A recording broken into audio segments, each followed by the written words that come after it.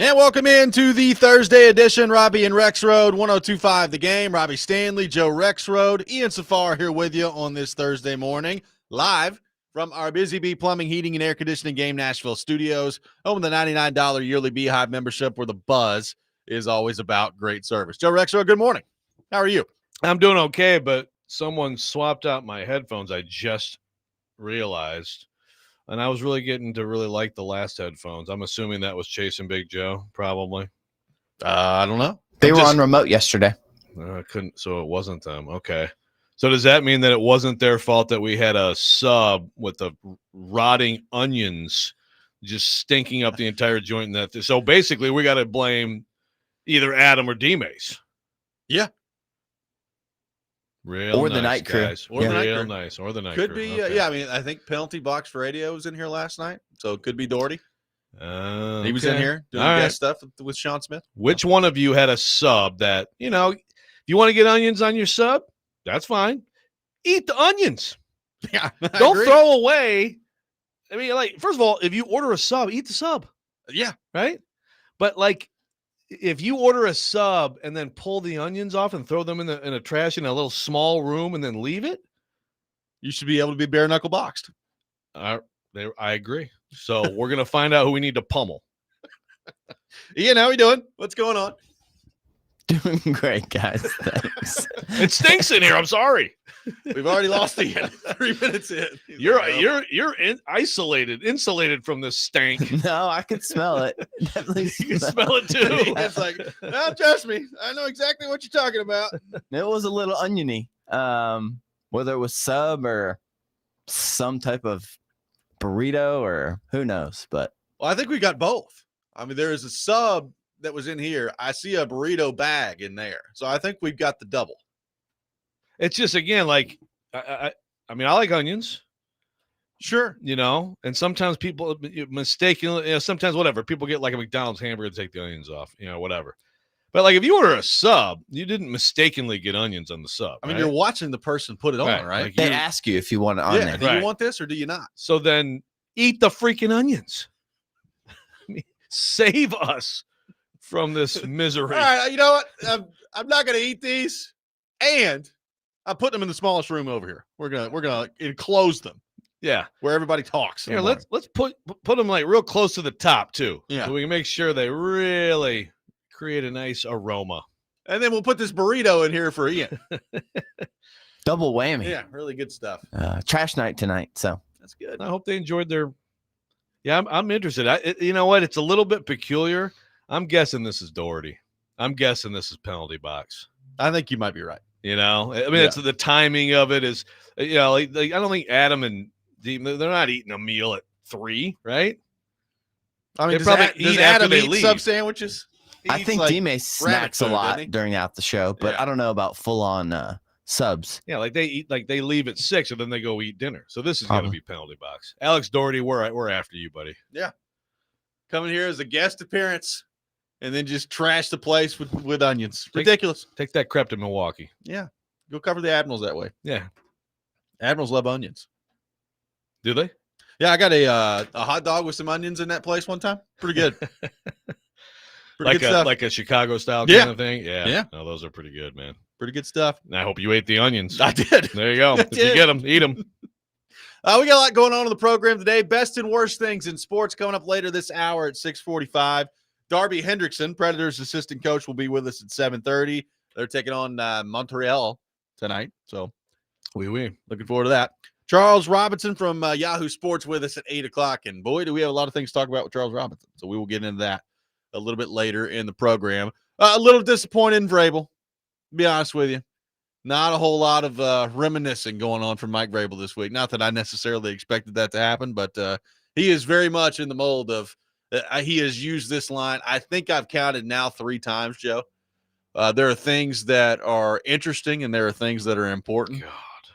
And that is his go-to this week. He is not really biting on the storyline of him coming back to play the Tennessee Titans. Right, of course, and no one expected him to. I I didn't even you hope that maybe there'd be a little shot in there, just like a little subtle shot. I didn't detect any. I mean, he did say that he, talked to Brian Callahan after he got fired. Said he wished him well. Yeah. Well, I mean, I thought he said, It you was lose. a thoughtful response. Yeah. When you lose, people don't, everybody texts you when you win. They don't text you when you lose, or whatever. He said something like that. He always says that. He hates front runners, which, of course, is what Amy is. I'd love to know the content of that conversation. Hey, Brian, I know your pain, buddy. Yeah, I feel you, buddy. Yeah. Yeah. You and I both know now what it is to work in that organization. The grass can be greener somewhere else. Yeah, I would be interested to know what sort of detail was involved in that conversation. I'm sure there was some stuff that he obviously would never share. But yeah, pretty boring conversation with him. I mean, like the memorabilia. Apparently, he has stocked the Goodwill on 8th Avenue. Yeah, apparently. Yeah. So there you go. Good to know. Yes. So I guess if you're looking for some Titan stuff, go to the Goodwill. Might find some of Vrabel's old stuff. Maybe you can get like a half smoked pack of cigarettes. Yeah. Half a smoked pack of Marlboro Lights, signed by Mike Vrabel. Yeah. I'm not going to stop. Vrabel needs to make this like a public thing to help the public health at large and quit smoking and make it like a thing for charity or something. I don't think he's going to do that. Well, I'm not going to stop talking about it, Vrabel. I mean, I liked cigarettes in the 90s too, bro. How many do you think he rolls through per day? I don't know. I mean, I don't think it's like a small habit though. I mean, you can never do it out on the field, right? Like in the practice field, or surely he's not doing it, inside the film room. So you would think there are only limited opportunities. Busy guy, Yeah, but I've also seen him. I mean, there are in some of those moments he's got the big wad in the mouth. You know what I mean? So I mean, tobacco one way or the other. Tobacco is flowing through him. It's got to be done one way or the other. I mean, he wants to have one of those. Sunday right around 3:00, step outside and the satisfying post crushing the Titans cigarette. Well, I think that he may have one this weekend. He might at Nissan Stadium. He might have a sad cigarette too. We'll see. I'm feeling it, man. If you're a Titans fan that doesn't want Amy to hire Mike McCoy as the interim head coach, you better be pulling hard for Vrabel this week. Because if the first thing he does is come in here and beats Vrabel, Amy may give him the contract already. I worry about the Vrabel special, though, as far as losing to teams you should beat. Like, oh, yeah. Usually that's like an overlook situation. Sure. Is there too much hype around this game for the Patriots to make it a, quote, Vrabel special? I think so. Yeah, I mean, that's fair. That's fair. Like, usually it's like, just some afterthought kind of thing, or maybe after Zach another Wilson big game. Jets, Like, I thought last week versus the Saints would have been the Vrabel special. Coming off the win. Yeah. Thank goodness. Yeah. And 1 in 5. And then looking into I can't say anything. And the Saints, I thought going in the Titans game last week would kind of be the Vrabel special game. But maybe not. So we'll find out. Maybe let's push it forward to this week. But yeah, I mean, I think you're right. Like, this is certainly not going to be. But it's also, even though it's all Vrabel, like, does his team care? Like, does his team give a crap? Like, let's go win one. No, I mean, seriously, I think they do. Do you? Yeah. Like, I think that. Let's go show that owner. No, I mean, I don't know if they care about like the ins and outs of the owner, but I think like, hey, I think there was a comment from Diggs, rallied, right? Yeah, like I think they are like, they fired our guy. We're gonna go win it for him. Like I think there actually is. Someone should say, well, that's why he's your coach. So shouldn't you be happy? Yeah, exactly. If you like him, then you should be happy. I don't know, man. I mean, I'm probably gonna look stupid on Monday, but I feel better. I'm seriously. I feel like McCoy. I mean, I like what I'm hearing from McCoy. To be honest with you, I feel better about the Titans' chances to win. That Brian Callahan's not there. I will say that. I mean, I'll be honest with you. Yeah. By the way, do we have that? I think there's a chance they might look like a better coached outfit on Sunday. Liam McLeod says, I'd like to see Vrabel hire the Callahans and have them on the sideline. Dude, that'd be awesome. We got 2 new offensive analysts, guys, Brian and Bill. Brian, we need you to analyze this, and then we're going to do the opposite of what you suggest. Well, they could give him some secret intel, though. Yeah. They give him the playbook. A lot of secrets out there for the Titans. Yeah. Hey, they run crappy screens that anybody could blow up. Be ready. McCoy said he worked with Josh McDaniels. in true. Denver. That's Right. true. So he Right. knows all about him. Yeah. The end zone is a secret for the Titans. No idea how to get there. Oh God. I'm hoping, have they scored a touchdown on the first drive this year? I don't think they've even approached one, have they? Because that's the thing. Last year, at least a few times they had like the scripted TD drive. I don't think so. I don't think that's happened. I don't think so. That'd be No. good to see on Sunday. Get out there if your first drive and see if you can find a way to put one in the end zone. Sure. Set the tone a little bit. Well, apparently, some stuff that in the pre-show meeting. Apparently, so there are some. I know we're gonna get, I guess, at some of this later with Cam Ward, but the Skronsky stuff was interesting. It was. Oh. Yeah, we'll get into that. We got Skronsky lined up too a later. little bit later this Okay, hour. I there we can go. get Skronsky lined up for us. It was very quick, but very interesting. We will get into that a little bit later this hour. One thing that is interesting about the move that has just been made that could affect the Titans roster here in the next couple of weeks that we will get into, plus some news on that front. We will get into all of that coming up next. Take your thoughts at 615-737-1025. Robby and Rexrode, 1025 The Game.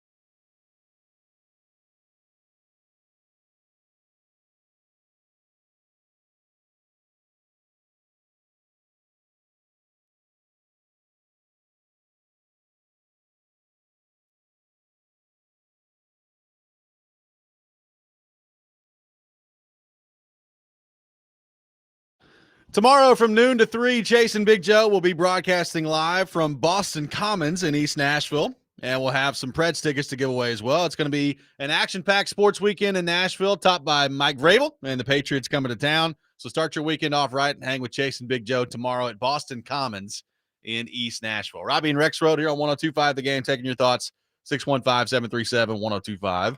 So now that Callahan's out, Joe, what's this going to mean for the trade deadline coming up here in a few weeks on November the 4th? How active will the Titans be? Does the fact that they've already fired the coach change how active they might have been at the trading deadline? Does it make them more likely to be more active at the trade deadline with an interim head coach in there? Where do you come down on how the Callahan news could affect what happens with the roster moving forward? It's a great question. First of all, shout out to Joe Black on YouTube chat. Win one for the Dipper. Very good. Very good. And yes, also maybe no tobacco is Callie's downfall. I guess I don't know that he doesn't have a tobacco habit. I have no idea. It wasn't apparent. It's not like Vrabel just out there smoking cigarettes in people's faces, thinking it's 1983 out here. Just sitting on a plane. Oh, this isn't the smoking section. Raise your hand out there if you have ever flown on a plane when there was a smoking section. I remember those days. God, it sounds horrible. I mean, think about that. It's like, oh, yeah, a few feet over there in this little metal death tube. That's okay, the smoke over there. This is the non-smoking area. Everybody's fine. It's all fine. God, we're so There's dumb. enough room in here. Yeah. This won't circulate. No, it'll be fine. Yeah, this idea, well, Ed brought this idea up on the text line on the fire sale, and apparently Mike Silver said this in another interview, and it is an interesting point. Like, if you're keeping Brian Callahan, like, and you're still like, and it's anything more than, basically like Weekend at Bernie's, like, okay, they've trot his corpse out there until we fire him at the end of the year, which is probably almost what we were at anyway. But still, if you have your head coach in place, how can you justify, well, good luck, you really got to win this year, and here, we're going to take away the only good football players you have for draft picks for the future for the next coach. Thanks, Callie. Yeah. Now he's out, and so I guess you could be like, well, but Mike McCoy, I want the job. It's a totally different thing, right? Yes. Like there's no hesitation from that standpoint to not make a move. No hesitation to make a move from that standpoint. So maybe there's a higher likelihood of someone. Again, like the Ridley thing is just, if you want your quarterback to get better and you take him out of the equation, do you feel confident that you have other people who can step in and give him a chance? That's the one that I'm like, just because of the quarterback, I might be hesitant. But 98's the big one. That's the big question. And I think it's a really good debate on both sides of it. It's like, well, at some point you want to be good at football, and he's your one really good football player. So, yeah, why don't you move that guy and then have none? But also, if someone's going to give you a first-round pick, when he's playing great, but last few years haven't been great. He's getting older. We got the 3 in front of the 8, and you're going to give him another deal. I mean, it's a really interesting spot with that, I think. By the way, they're so bad, and if they trade him, they could, let's say they trade him, pick up a first-round pick for him, which I have not thought is going to be what they get for him. But the way he keeps playing, the more I keep reconsidering that, because I think there's a chance.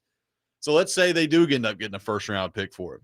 You've got your first-round pick, an additional first-round pick on top of it, and if you trade away Jeffrey Simmons with this roster, I mean, the number 1 pick is certainly in play for the Tennessee Titans. So you could then trade back out of the number 1 pick. That's a whole lot of draft picks you could pick up if you did that. So it is. We'll see what happens. On that front, there's this mailbag / conversation that Dan Graziano and Jeremy Fowler do on ESPN. And one of the topics this week basically is like what's going to happen around the firing of Brian Callahan with the Titans.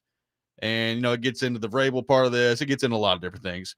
But Fowler brings this up during this piece, says, quote, "The Titans were already poised to be active at the deadline, and the Callahan firing only expedites that process. They know they need draft capital to rebuild the roster. Edge rusher Arden Key, cornerback Roger McCreary, tight end Chig Okonkwo are among players on my radar. And there could be more, but those are 3 2026 free agents that do not appear to be in the long-term vision of the franchise. And that plan right now is to keep Jeffrey Simmons. He is unquestionably the Titans' best player, turns 28 in July, but Tennessee needs to find a way to make the job more attractive from a roster standpoint. Cam Ward, Jeff Simmons are not enough. Team currently has 7 picks in the 2026 draft. So says plan right now is to keep Jeffrey Simmons, keep an eye on Arden Key, Roger McCreary, and Chigakonkwo. Okay. Now, same guys told us, Callahan wasn't going to get fired. So now, they didn't tell us that, but they guessed that, educated guessed that, and, talked about, didn't want to fire him and stuff like that. So also, the plan right now may not be the plan tomorrow. Let me also point out that Fowler says that Jeffrey Simmons will turn 28 in July. He turns 29 in July. He is 28 right now. So I'll point that out. Thank you. Yeah, actually, that's funny because I thought he turned 30 in July. So there we go. We got it nailed down. We got it right in between there. Yeah, I can see. First of all, if you're the Tennessee Titans, you're not putting out there. The plan is to trade him. Right. You want the price to be driven. You want to be you want to be moved off of your strong stance that you're not trading him. You want to be blown away with an offer. So I mean, that's so I just don't put much stock into the plan is not to trade him right now. Let's see if someone calls them and makes them an offer they can't refuse, right? That's what that's then we'll see. The plan, again, that's like John Robinson. I don't foresee, or whatever he said, I don't foresee us trading A.J. Brown, or whatever he said, in 2 days before he traded A.J. Brown, you know? But it's a really, to me, I just, those other guys you mentioned, what are you going to get for Chig? What are you going to get for Arden Key? Yeah, Arden Key. Get like, 6.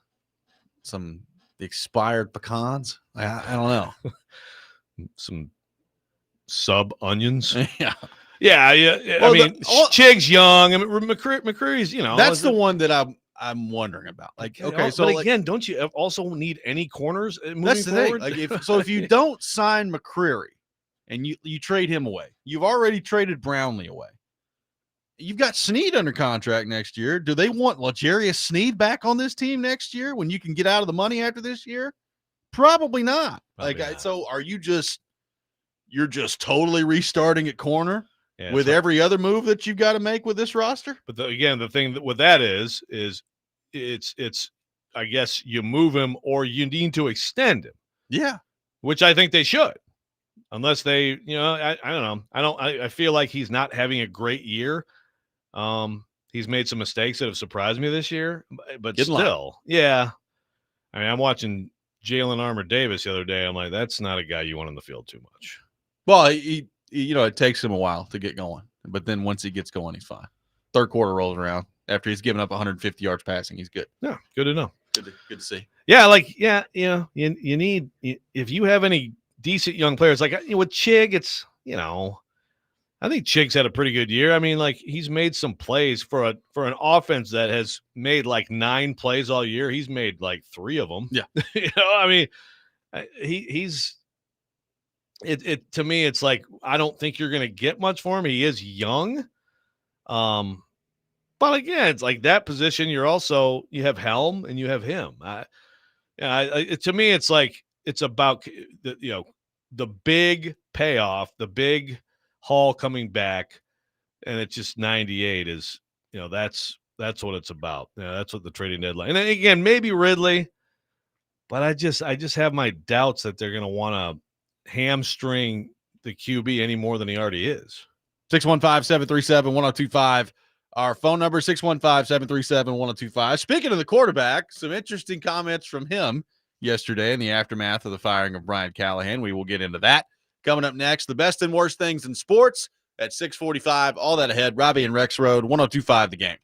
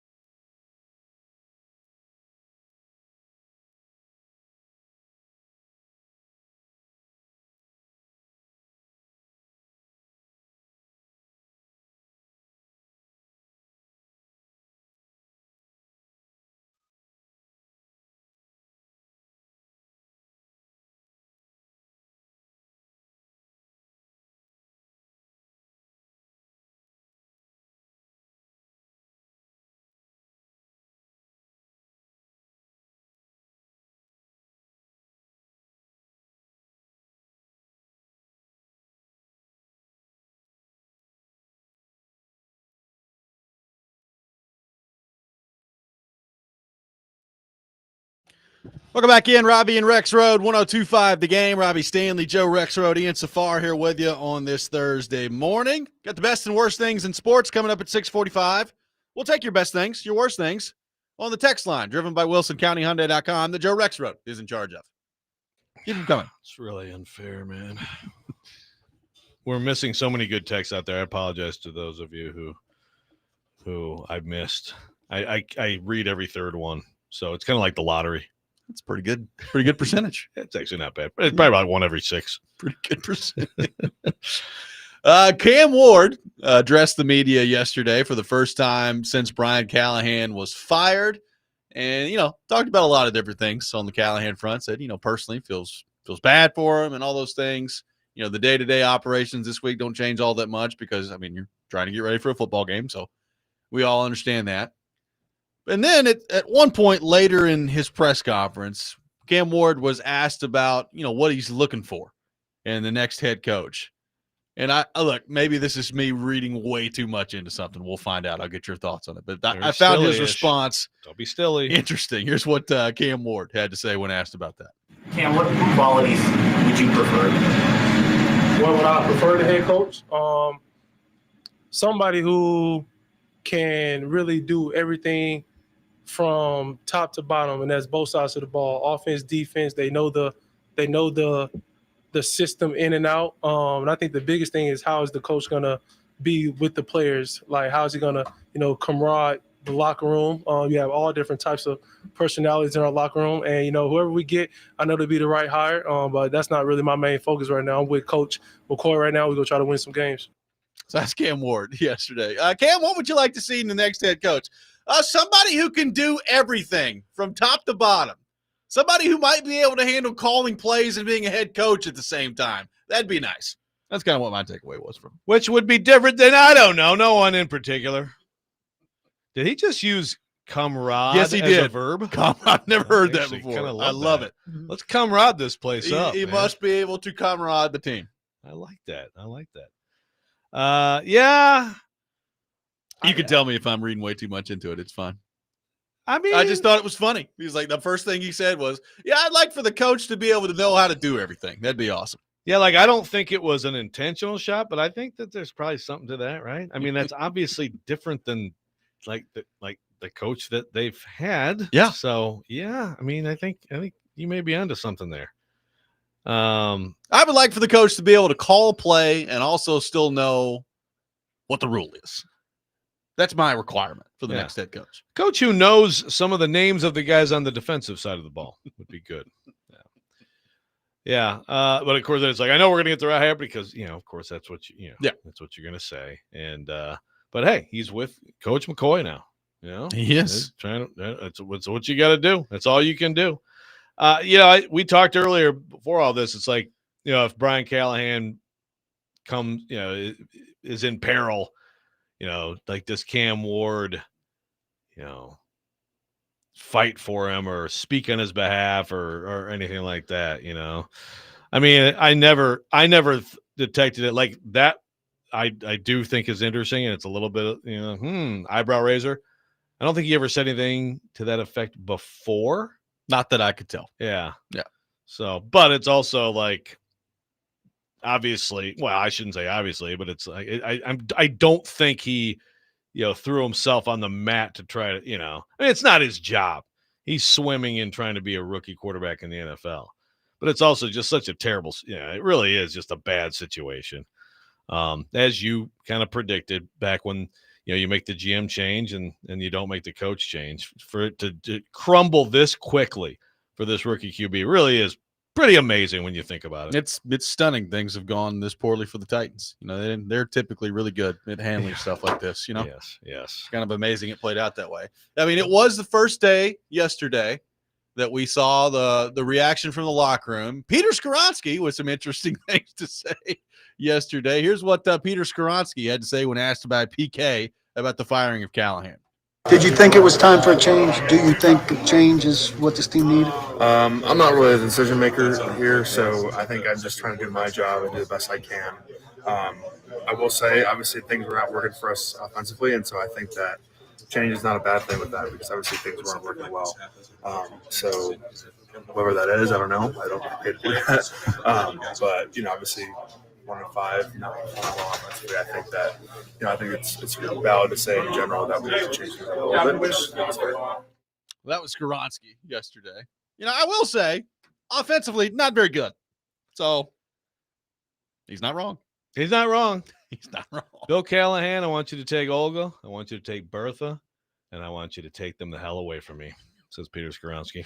I think didn't are those being like? Do the Titans get to keep those? I think Terry McCormick said that they were out there yesterday. Olga and Bertha were out there. I think so. So that's nice. Bill left them behind. Yes. Is he going to ship those away? Yeah. I mean, Terry McCormick yesterday at 3:07 p.m. can confirm that Olga and Bertha were on the practice field today. I'm sure all those linemen were like, "Oh no, are you serious? I thought this was gone." Olga and Bertha haven't helped that much, No. I will say. Not very hasn't translated very well yet. But that's it. Peter Skoronski would be the last guy that I would expect to, have any opinionated thing to say. But Well, I just found the way he phrased he's not it wrong. was pretty funny. Offense pretty bad. It's really not my job to make decisions here for the Titans. I will say our offense has been bad. Our offense has not been very good. I have noticed our offense is buns, so that is one thing to keep in mind here. So we'll see how the Titans respond this week. I mean, Are you happy about the change, Peter? well, Paul, I will say our offense, I've noticed when watching film, does not seem to score the point or any points or move the ball very often. So that part I have noticed. So you draw your own conclusions. Man, the more we get closer to this game, you're going to end up talking me into Mike McCoy going out there and just laying the old cold shoulder of the Vrabel coming up on Sunday. I don't know why I would possibly think that, how could I possibly? I mean, like last week, by the way, in case you get any Homer accusations, you guys were like, "Oh, yeah, the Titans will be the Reds." Like Raiders. Yeah, that's the reason that I went 2-4 while you went 1-5. Yeah, great week for us last week. So I'm not a Homer, but I don't know, man. I got a feeling. Well, I will say, I got a feeling. I think some of the conversation the other way has gone way too far.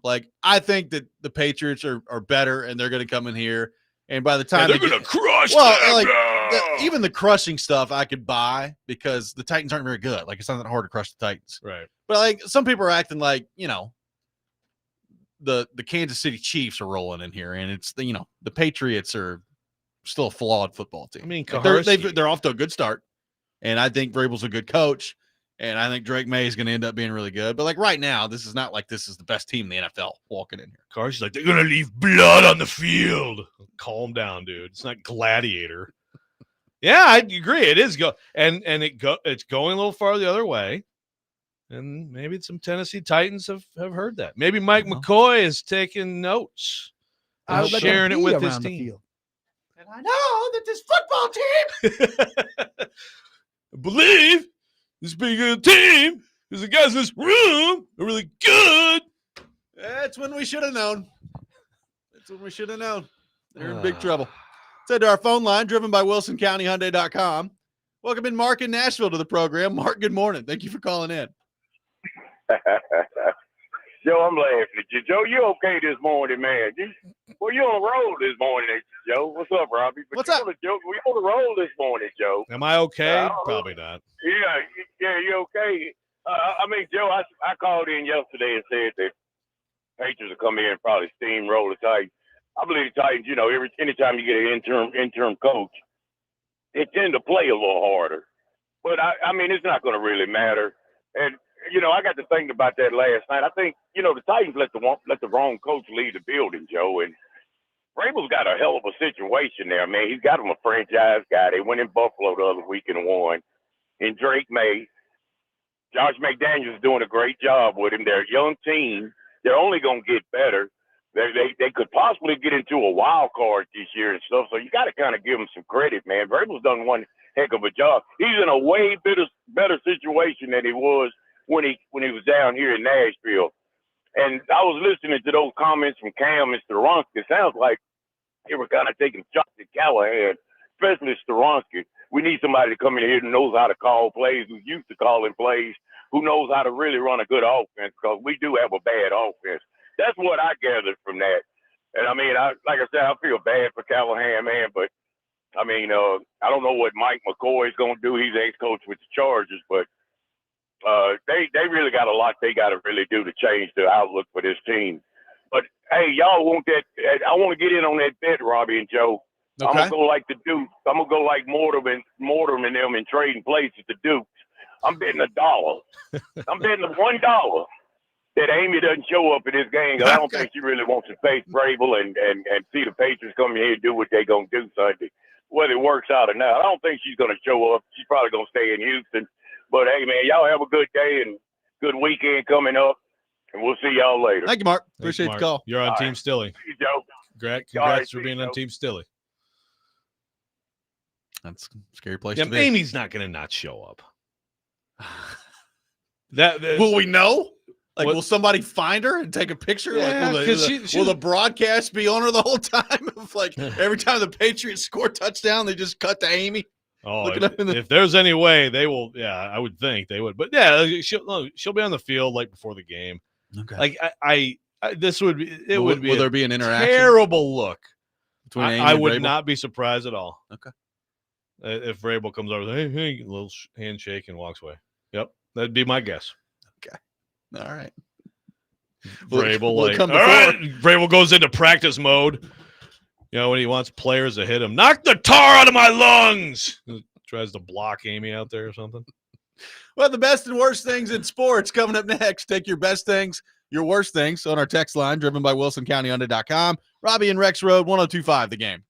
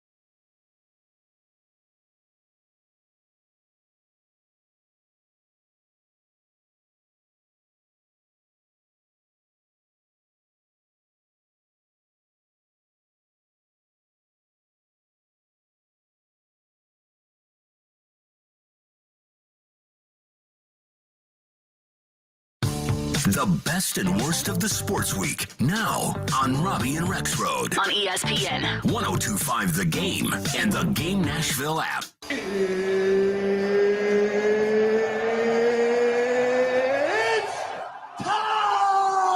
This is the worst. You look like you're feeling sorry for yourself. He's one of one. He is him. This is a Coke bottle. It's not a crystal ball. When I woke up this morning, I was feeling pretty dangerous. Okay, let's go. It is that time of the week, the best and worst things in sports. We'll take your best things, your worst things on our text line driven by WilsonCountyHyundai.com. Joe Rexrode, kick us off with your best and worst things in the world of sports. Okay. Well, my best, as painful as it is, my best is the deciding game of the Mariners-Tigers series. It ripped my heart out, and it was absolute hours after the game was supposed to be over of just nail-biting intensity. But I got to say, it is hard to beat like a postseason baseball game with some of the pitcher-batter confrontations and situations. It was an incredible baseball game. And you know what?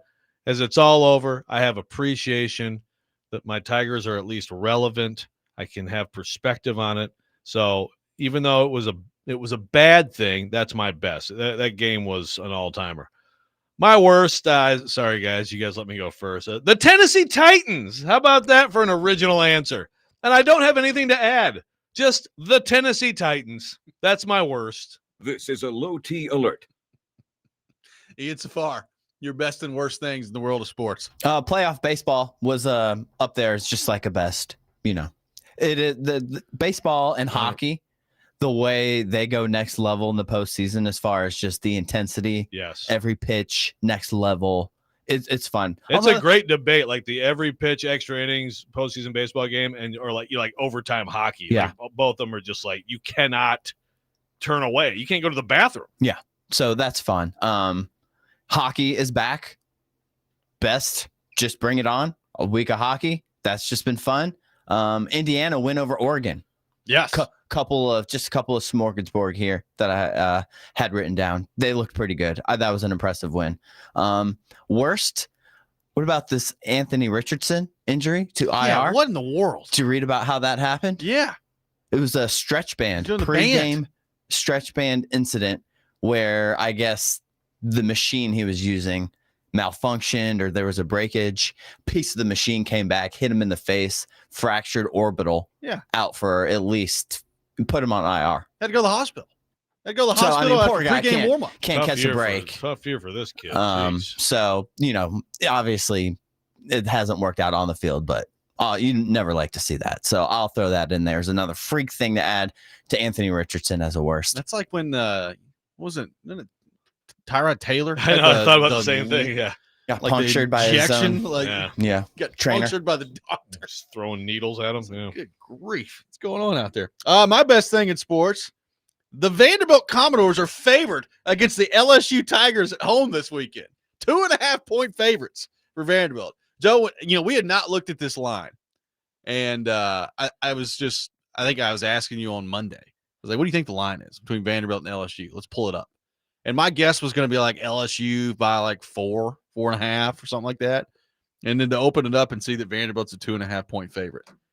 How about that? That on your bingo card heading into the year? Vanderbilt favored at home against LSU. No, and if someone told me that, I'd be like, oh, so LSU is having a completely disastrous season, not ranked in the top 10. Yeah, exactly. Yeah, okay. Very it's interesting. Wild. Very interesting. My worst thing in sports, did you see the field conditions for the Pittsburgh Steelers this past weekend? So I've seen that there's been some controversy about this. So I haven't actually seen it. It was apparently brutal, and you can see like there are clips of like just grass getting churned up in the middle of the game, and apparently like in the immediate aftermath of the game, they just ripped the whole field up. Like, they just ripped it all up, and they're putting new grass in there, but it was bad to the point where Cam Hayward was just irate about it. After the game, it was like, I love grass fields, but if it's going to be like this, just make the switch. Like, just go ahead and switch it to something else. They had, special teamer get hurt to a non-contact knee injury, and then just not a good deal in Pittsburgh over the weekend. The Tennessee Titans love this story. They do. See? Amy Ford's at the Cam. Cam, did you see this here? The grass not good. Grass not good out there. Oh, God. They're playing a big mud bowl over there. Just saying. Thank you. There were times I'm glad I could camaraderie when the with you Titans today. had the old field. There were certain times in the season where it looked a little rough. Late November, early December, it got rough with the grass. I mean, I don't know. I can't remember the footing being especially bad, but the optics of it didn't always look great. Certainly look bad, yes. But doesn't that kind of look like football, too? It's like, we're late in the year. Field's worn down a little bit. Yeah. Let's get out there. Yeah, as long as it doesn't go too far. Yeah, to where it's mud. Yeah. Exactly. But, yeah, I mean, look, this is when you really think about it, I know we've been, distracted by the Titans all week. And we'll see how that goes for them on Sunday. It really is an awesome weekend of football around here. Vanderbilt, LSU at home. And we're going to get into all this tomorrow in our picks. Alabama, Tennessee, and what that's going to look like at Tuscaloosa.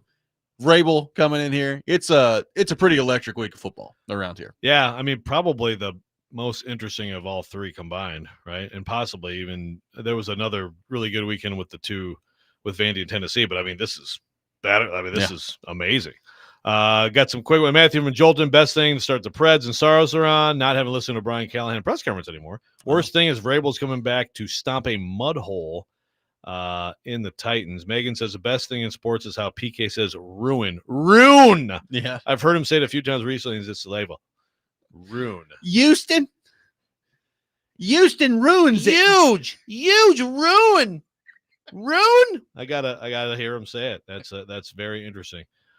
Best is again got Preds unexpected good start. Worst no recognition from a Nashville morning sports station. Oh my goodness! I just walked right into that one. We've mentioned we got Darby Hendrickson coming up. We had the head coach on already. It's been a little bit of a week. I don't know if you guys have noticed. The front. Head coach has been fired of the Tennessee Titans. Yeah. There are also 78 games remaining in hockey. No, there were people. The Predators are off to a nice start. They're 2-1-1. I think some people are acting like they're like undefeated, running away from everybody out there. They're off to a they're off to a better start than completely horrible from last year. Well, even on that day, the day of the firing, people were like, "Oh yeah, I got fired." Blah blah blah. Let's talk about the Preds. Like, look, I know some people like they just are Preds fans and they're not Titans fans or whatever. Just hockey fans, not football fans. Like, you're not going to win on the day that the football coach is fired. We'll talk plenty of Preds. We have talked more Preds than anybody in the city. So we will do it. Yes. I promise. David Arkansas says, my worst in sports is good God. Yeah, I know. Being a Razorback and Titans fan. He says but the best that they both fired their head coaches. So there you go. Best, Callahan getting fired. Worst, Lions-Chief game with the refs. What are you, a Lions fan? Oh, yeah, I know. The Chiefs did not have a penalty. So, it must be a conspiracy. I mean, they kicked the Lions' ass, okay? Indiana beating Oregon was not good. Best, Scattaboo. Okay. Worst is the refs cheating for the Chiefs again. Oh, my God. Is this what we're doing here? Tell them to quit I mean, cheating. 0 penalties is pretty bad, I will say. Ed says best thing is PK. Where's Amy? The worst thing is Brinker's response. What do you mean? Where is Amy Adams Strunk at this moment? And I think that Chad Brinker spoke out of turn. Do you? Well, she's in her home. How do you actually know this? That's a good point. Do you have her on a phone tracker? Like, I track my kids on a phone tracker. Like, I'd be very careful about answering. She could have been anywhere. She could have been anywhere in the city of Houston. She's at her home. Yeah. As PK pointed out, didn't necessarily have to mean Houston. Could have meant here. She's got multiple homes. Right. What does that mean? Matt Nashville, my new favorite listener, says the best in sports is Joe's imitation of Borgonzi. Thank you. It's pretty good. Thank you. Quarterback. I did not want to take the quarterback. You made me take the quarterback. We will get into the third Saturday in October. Tennessee taking on Alabama this weekend. Coming up next, Robby and Rexrode, 102.5 The Game.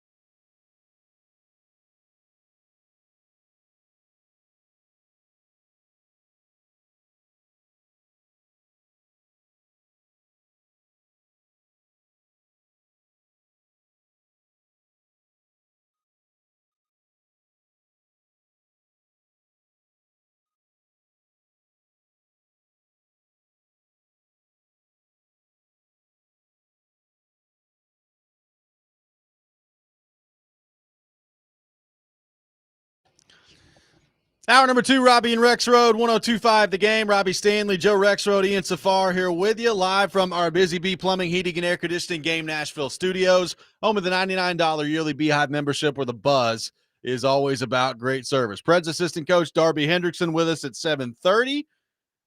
The Rob Rant coming up at 7:45. Charles Robinson from Yahoo Sports at 8 o'clock. So all that ahead here on the program. Taking your thoughts at 615-737-1025. Joe, Tennessee and Alabama coming up this weekend, the third Saturday in October. It is in Tuscaloosa. It is a matchup of 2 5-1 teams, number 11 Tennessee, number 6 Alabama. And this line opened with Alabama as a 9.5-point favorite against the Vols. At one point yesterday, it got down to 7.5. And now it rests at 8.5. So Alabama, an 8.5-point favorite against Tennessee coming up this weekend at home. It's a team in Alabama that is playing really well after their week 1 loss to Florida State. Ty Simpson is on the short list of quarterbacks that are playing the best in the country right now. He's playing really well. They've got 2 really, really good receivers in Alabama. We'll see what the status of Jam Miller looks like in their running game. He is questionable for this week. And I know a lot of Tennessee fans were hoping that this would be the game that Jermod McCoy is back out there on defense, and it is not going to be the game. He is out this week, which really starts to call into question, like, is he coming back at any point this year? So no Jermod McCoy. Obviously, we know Ricky Gibson is out as well for Tennessee. And, Edwin Spillman going to be out the first half, got a targeting penalty last week against Arkansas. So Spillman will not be in there for the first half of the game against Alabama. So, Joe, as we sit here today, looking ahead to this matchup, if you're Tennessee, how are you feeling heading into this one? And what sort of a chance do you give the Vols to head down to Tuscaloosa and pull off the upset and get a win? I definitely give them a chance. They're going to have to play at an extremely high level offensively. I don't have much doubt that they can move the ball on Alabama's defense. You're going to have to the red zone trips, like, you need those to be touchdowns. You need to not turn it over. But as much confidence as I have in Tennessee's offense, I also question Tennessee. I mean, it feels a little bit, even though it's a totally different type of game and all that, but it feels a little bit like the Vanderbilt trip there, right? Yeah. It's like, okay, if your offense can have a near perfect game or close to it, then you can pull it off. Now, that game actually didn't really turn out to be like the total shootout track meet type thing. Both defenses had more success than I kind of anticipated, but Tennessee's defense should not be this bad. And that's the thing. Sometimes a defense has these numbers and struggles, and you watch and you're just like, they're just whatever it is. They're terrible in the secondary. They have no pass rush. It doesn't make sense at all to me that they're run on the way they are. Yeah. Like, they should not be run on the way they are. But that's what's happening. How much of last week, I do think that Taylor Green stretches a defense with what he can do, and so. Sometimes that helps. It's kind of like Derrick Henry. You go to Baltimore, and when Lamar Jackson's playing, it's like it makes him that much more difficult to deal with because you have to worry horizontally about all the other stuff. But Tennessee's defense, one thing they have done, they have forced turnovers and they've had big sacks. And Ty Simpson is a guy who sometimes, looks like a young quarterback in the pocket and takes some sacks he shouldn't do. And I think that's a big key. Can you turn them over once or twice and get to him and blow some drives up that way? Well, they have the most sacks per game in the SEC, so they do a good job at getting after the quarterback. As you mentioned, they turn the ball over.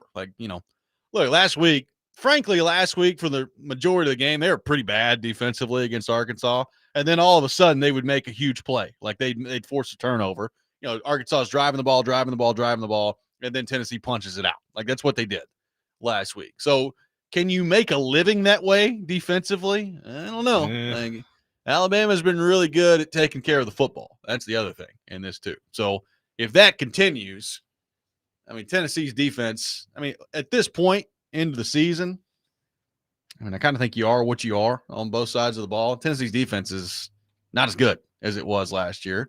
which is amazing because like they're really good at forcing turnovers and they're really good at sacking the quarterback, but like the in-between stuff, they just cannot stop the run and they get thrown on. I think their pass defense right now is like 120th in FBS. Like it's not very good. So defensively, this is not a good matchup for Tennessee. Like Alabama is probably going to move the ball. I'm not going to say at will, but they're going to move the ball in this game. So they will definitely move the ball between the 20s. Yes. So on the flip side is Tennessee's offense, which is the number one scoring offense in America right now. Can it get into the high 30s against Alabama, which is what it may take in this game? Like, can you go on the road to Tuscaloosa in a place where you have not won a game since Casey Clausen was the starting quarterback in 2003 in a 5 overtime game that was 51-43. I was 11 years old. That was the last time Tennessee won a game in Alabama. Can your offense go on the road with Joey Aguilar, that receiving core, and hang up enough points to win this game? Like, can you get into mid to high 30s? Like, I think that's probably what it's going to take if you're going to win this game if you're Tennessee. And I would say, yes, I think that they can, but you just have to execute at an extremely high level, not turn it over, finish those drives with touchdowns. The red zone, I think it'll be definitely a big red zone game. And obviously Tennessee, and Alabama knows this well, they'll go over your head, and they will hit those shots. And can Tennessee not let Ryan Williams, Jeremy Bernard do that to them? Yeah. I mean, that's the strength of Alabama is Simpson thrown to those two guys. And obviously, like, Jam Miller's been really good. But Alabama's defense, they have a lot of good players, but who on Alabama's defense scares you or like really stands out as a great player? It's not a classic Alabama defense. Yeah. It's a good one, but it's not, you're not shaking in your boots out there. Yeah. So boy, Tennessee's been close. That's crazy, that it's been that long. Gosh, they almost won that game when Butch was it 2015? And they lost 10-7 or something. They've had the 2015 game where Derrick Henry broke it open late. It was 19-14 was the final. 19-14, yeah. They had the one with Kiffin in 2009 where Terrence Cody blocked a field goal to win the game, 12-10. They've had some close ones. You had the Pruitt-Garantano game, yeah, not too long ago that they absolutely had a chance to win. Right. And look, Joe Milton, that was the last time they were there. Yeah, that was the classic.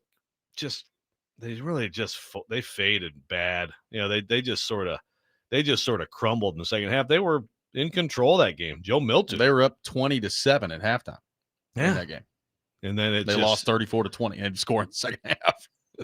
Yeah. And that was one of those, Heupel on the road thing, because they have some bad performances or bad half stretches in the road, anything like that. And they're not going to win. But I give them, like, if you want to do it, take away the point spread. I mean, I'm like 60-40 Bama in this game or even 58-42. Like we're going to find out a lot about Alabama, I think, specifically in this game, because it kind of feels like they figured it out, right? Like it feels like you had the week 1 game against Florida State where everything was a disaster and everybody was talking. They're trying to run Kalen DeBoer out of town. And it feels like things have not only stabilized since then, but they are turning into a national championship contender. Like that's what they look like. So is that really what they are? Like, have they actually figured it out, or are they about to have a performance at home where their fan base immediately gets right back at Kalen DeBoer? Like, are we about to start this process all over again? Like, I don't know. That's what's going to be interesting to see here. I think Tennessee is going to be able to move the ball on Alabama. They're going to be able to score some points. I do not at all like the matchup for Tennessee's defense against Alabama's offense. I think they're going to have a really tough time in this game. Just don't let them run. I just like, don't let them run at will, don't let them have a 200-yard, don't let them have 150 plus rushing day, and at least put them in some obvious passing situations. I've been kind of disappointed. Tennessee's personnel is too good to me for this to be going on. I've been disappointed about Tennessee's lack of in-game adjustments on defense, in particular this season. The Georgia game, it felt like they just kept throwing those bubble screens to the wide receivers, and every they time had the young corners and they were getting and they were just beat up, outnumbered every time, and they just had the numbers out there. He, looked. What were the numbers? Chuck it out there, and then in the run game versus Arkansas. They just kept, or I think it was Arkansas, maybe it was Mississippi State, where they just both of them ran. Where maybe it was Mississippi State, where they just kept giving the ball on a draw play to that. That's Mississippi State. To that, stop. And he just kept to that running back. He just kept breaking it outside every time on a draw play, and they couldn't have stopped that too. There's just been a couple of things where the opposing offense just hammers the same thing over and over, and the Vols haven't been able to stop it. Well, this is a game where they got to have. Boo Carter's been bad on defense. And I know there's all that stuff going on with him in the offseason. Been good on Facebook. He's probably not going to be there after this year. They need Boo Carter to play like Boo Carter's capable of playing in this game. Because if he doesn't, then Ty Redmond's done a fine job for a freshman out there, but they're going to pick on him in this game. Sure. Like they're going to find a way to get Ryan Williams on Ty Redmond. Like that's what they're going to do in this game. So that's going to be a problem for Tennessee. You can't have Redmond as a true freshman out there probably taking some lumps in this game, and Boo Carter not being able to cover anybody. Like, I feel good about Colton Hood, but if Boo Carter didn't play well in this game, your defense didn't have a chance. And, Boo Carter's the type of guy who can make a game-changing play. How about something like that? Drew, who's a Bama fan on the text lines, points out, well, they have other receivers besides those two. Yes, Brooks and Horton. But don't forget Alabama's biggest threat. This is a very good point. Caden Proctor, man. It's true. Caden Proctor. He'll get the ball at some point in this game. He will. It's pretty amazing. Like, I actually would try to give him the ball like a handful of times in a game. Just start punching it out if you're Tennessee. Yeah, you'd think that, right? That's what you do. He's not. I mean, I can't imagine ball security is the greatest with him, but I think everybody's too scared to try to punch it out because if you miss, you're going to get steamrolled. Exactly. Yeah. 615-737-1025. Our phone number. Tennessee at Alabama this weekend. What sort of a chance do you give the Vols to win? More on that coming up next. Robby and Rexrode, 1025 The Game.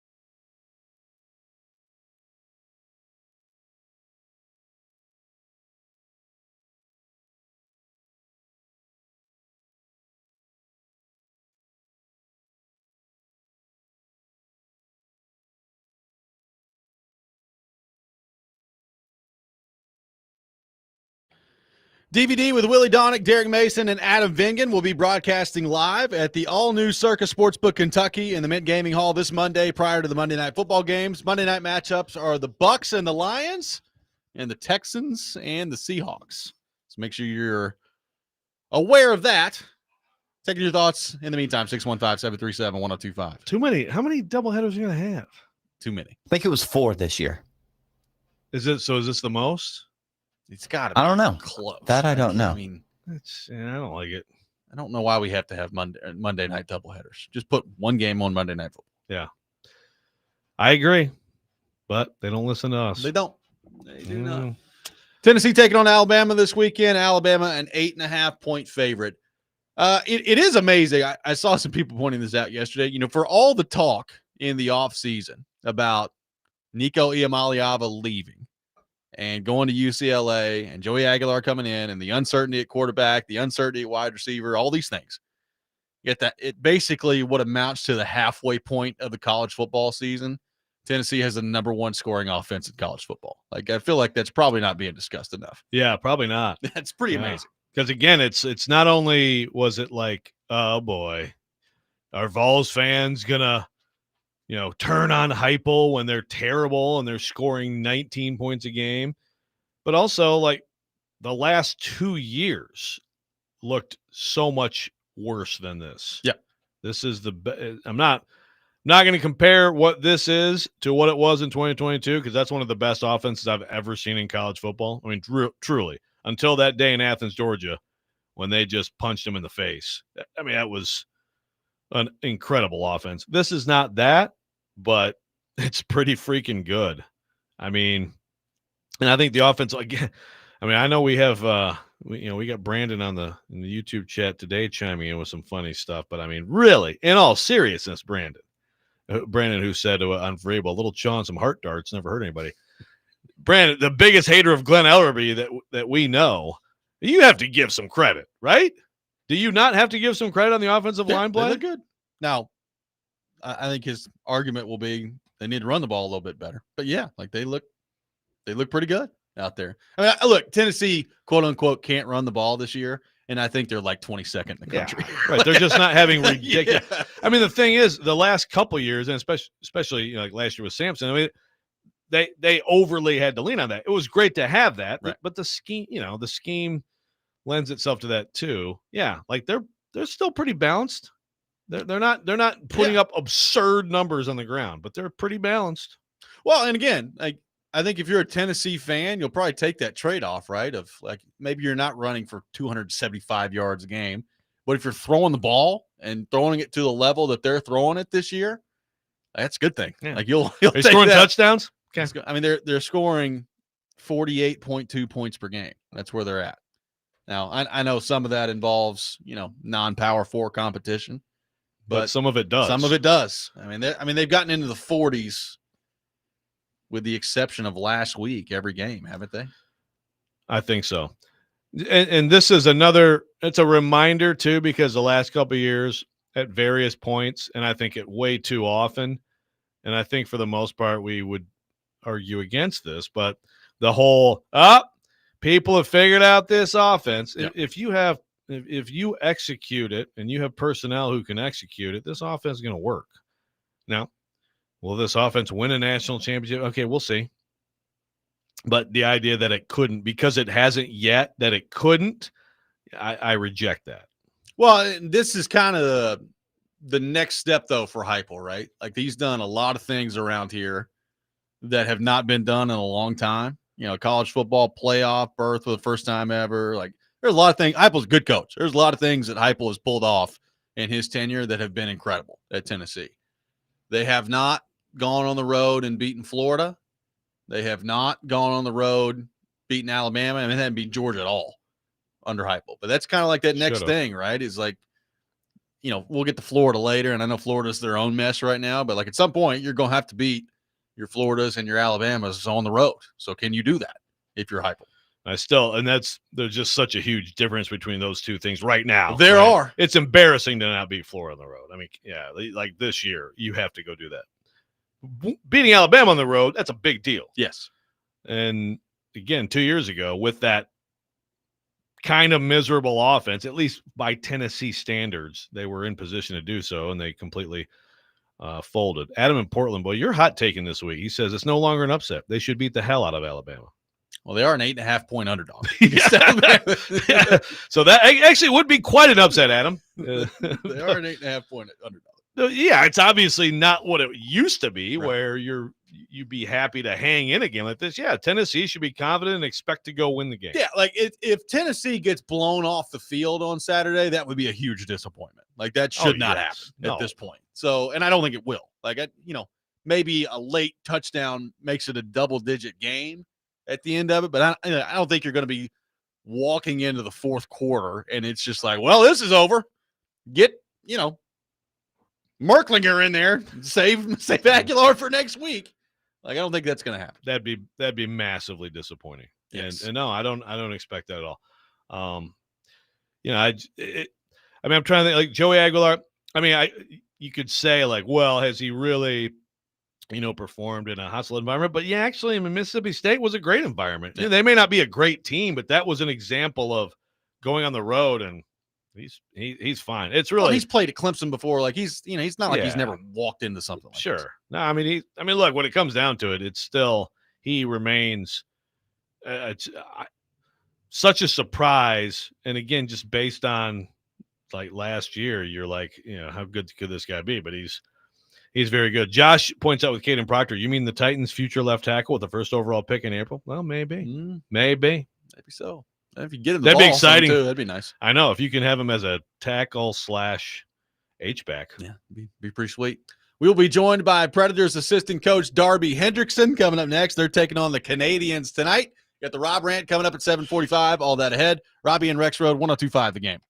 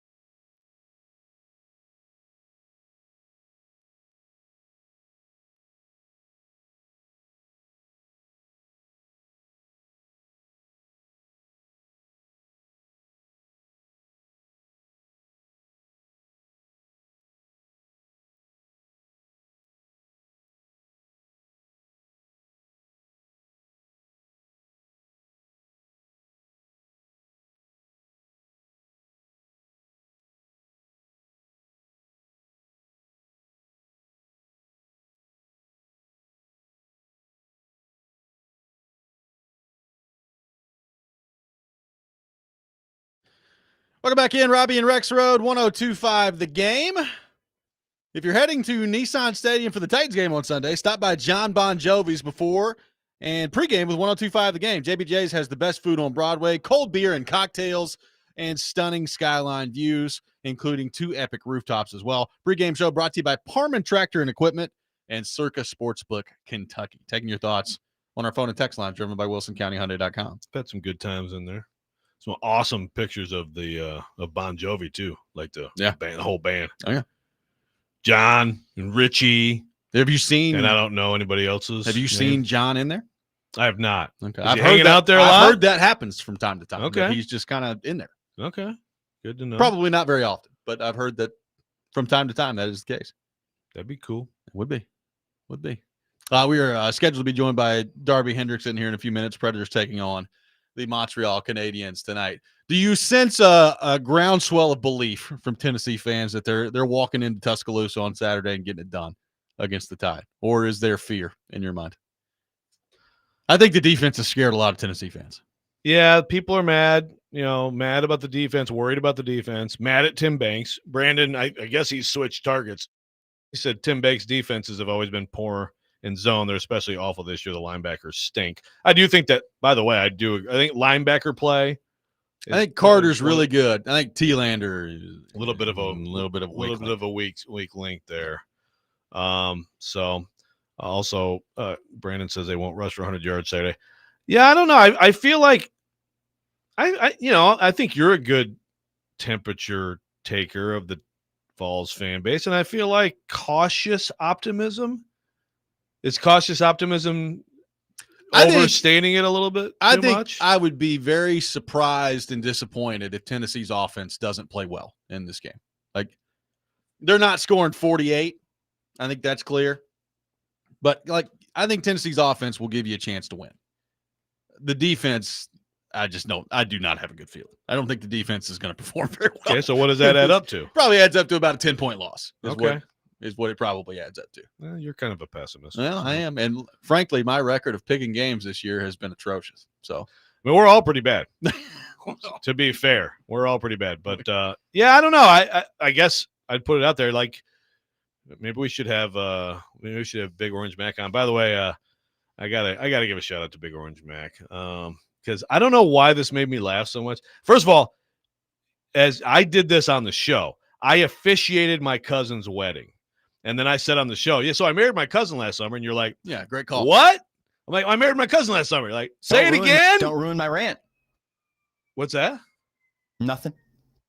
You might be. Is this your rant? No, but you might be hearing that audio coming up here in just a few minutes. Oh, good God. Well, anyway, let me get Big Orange. So there's some Alabama preacher who, again, he officiated his cousin's wedding, right? Yes. He's a reverend who. But he tweeted, I married my cousin last week. So Big Orange, am I ruining this? No. Okay, so Big Orange Mac just quote tweets it and just says, Rotad! But it's like ROWTYDE. Why did that make me laugh so hard? I laughed so much last night. Rotad! With no L's. When you say Roll Tide with no L's, it's just hilarious. Rotad! Rotad! God, that's great. Well, on that note, let's welcome in Predators assistant coach Darby Hendrickson to the program. Let's see what he thinks about Rotad. The Predators taking on Montreal tonight. Darby, good morning. How are you? Morning, guys. How you doing? Doing awesome, man. Appreciate you taking time to be with us. Can you recap that? Can you recap that story you just said? Because I got part of it. Yeah, I mean, it's apparently, people don't really, when you're officiating a wedding, you have to make it very clear that you are the officiant in the wedding. You're not actually marrying somebody, especially when the person whose wedding you're doing is your cousin. You don't want that, Darby. So, Darby, I get it. Yeah, like I officiated my cousin's wedding a couple summers ago, and I said on the show I married my cousin last summer. It's like, you know what I mean, right? But yeah, so you got to clarify, Not good. I'm gonna let you guys talk about it after. That's right. Yeah, that's probably your thoughts. That's probably a good call on that front. So, Darby. A much better start this year than last year, obviously, and I know you guys are sick and tired of talking about last year. So a good start so far this year. What have you liked about what you've seen from your group to this point? It's our energy, our team. Obviously no one's happy. The past is the past, but just a focus and an energy. And by no means are we perfect, but there's just a different feeling we have here. And I think if you look back last year, there was an expectation of we have to do this, we got to be this, and I think there's a lot of things you learn from a year, and you get better, and there's a hunger. That's what I would kind of break it down. There's a different hunger that we have, and we got a challenge tonight to bring that hunger into it. So like you said, the past is the past, but how much do you think that is maybe playing into or even played into the off season for everybody, individually and collectively, Darby? Like how much is last year, feeding the hunger, I guess? Well, there's a part of that for sure, but I'd switch it into pride because, when you don't have a year that goes your way, everyone has pride, and there's a lot of guys that played a long time, and then you have young guys who are trying to make it, and so you're trying to combine the two. And you got good people that you work with every day. You got an opportunity to. I use the phrase "stay in the pack." You don't have to win. You don't have to win the league in the first week or the first month, but you want to stay in the pack with all the teams to accomplish your goals, which is make the playoffs, and obviously go from there. But it's a long year. There's 82 games. We're at game 5, so it's just we're building. But the feeling is good, and the energy is good, and I think that's what's important right now. So, Darby, how much of kind of a driving force has that Halla Marchessault bunting line been for you guys to this point, and just not only the production that we've seen, but the way that they play the game? Yeah, good question. They're chipping in. I think in camp we would look. You're always looking at different combos, and there's different games. Even in Toronto the other night, who can we put with who? How does that fit? How does it work? But those guys, there was something early, where there was a fit, and you got veteran players, and you got guys who think the same way, and it just, that was something we tried early in camp, and I think camp goes so quick. You're like, we want to try this, we want to do that, but they've gelled and they've been good, and they're a solid line that we need every night, and they've contributed offensively. You look at Marchessault the other night in Ottawa, had a couple goals. Paula scored last game, but there's something there that you feel, and I just say on the bench from that perspective, they communicate, they talk, they're working together, and they're trying to find that fit with every line. How's Brady Martin hanging in there? Not just on the ice, but even just this first experience of being in the NHL. He's been great. It's amazing. You look. I think everyone looks back at their career, and especially when you're 18, it's hard to imagine. I have kids that are older than that, but just a great kid, incredibly bright future. He's played 2 games with us to start the year. He'll get back in. We have this opportunity with our team to work with him, get to know him, and the same token, probably the biggest thing for him is being around guys like Ryan O'Reilly, who he can learn from, and he can watch a guy who's a pro, how he goes about every day. But just a wonderful kid and bright future, and it's fun to be around because you want to share the game with him as a coach. But for him, the biggest thing is being around players that I mentioned, like Ryan, Forsberg, Roman, all these guys that he can learn from and take to his next step. And he's going to be a great player in the future. Darby, last thing for you here. You mentioned Roman, obviously, a tough end to his season last year. He gets the diagnosis in the offseason. How nice has it been not only to have him back out there, but for him to be playing the way that he is so far this year? Yeah, that was a big part of our, last year, there's a lot of, we were talking about lines earlier and Trent Fitz, but when your captain's out, it's a huge loss. But to see him healthy, to see him skating, to see Roman Josi, the guy that he is, dynamic, and just an unbelievable person that you're around every day. We love that he's back. He's a big part of what our success that will happen here. Well, Darby, really appreciate your time this morning. Good luck tonight in the game in Montreal, and we appreciate so much you being with us. We'll talk to you soon. Yep. Have a great day. Thank you, guys. Absolutely. Darby Hendrickson, our guest here on Robby and Rexrode, Predators assistant coach. Predators at 2-1-1 to begin the season, and they are taking on the Montreal Canadiens tonight on the road, who are off to a good start as well. 3-1 for Montreal so far this year. So tough test for the Predators tonight. I would imagine UC Saros back in there after Eustace Onanen in there the other night. Yeah, it probably seems like it might be a little bit better. I would think so. They have Saros in there. I would think so. 615-737-1025 is our phone number. The Rob Rant coming up next. We got Charles Robinson from Yahoo Sports at 8 o'clock. We got a lot of things on the Titans front to get into with him. So looking forward to all that. Robby and Rexrode, 1025 The Game.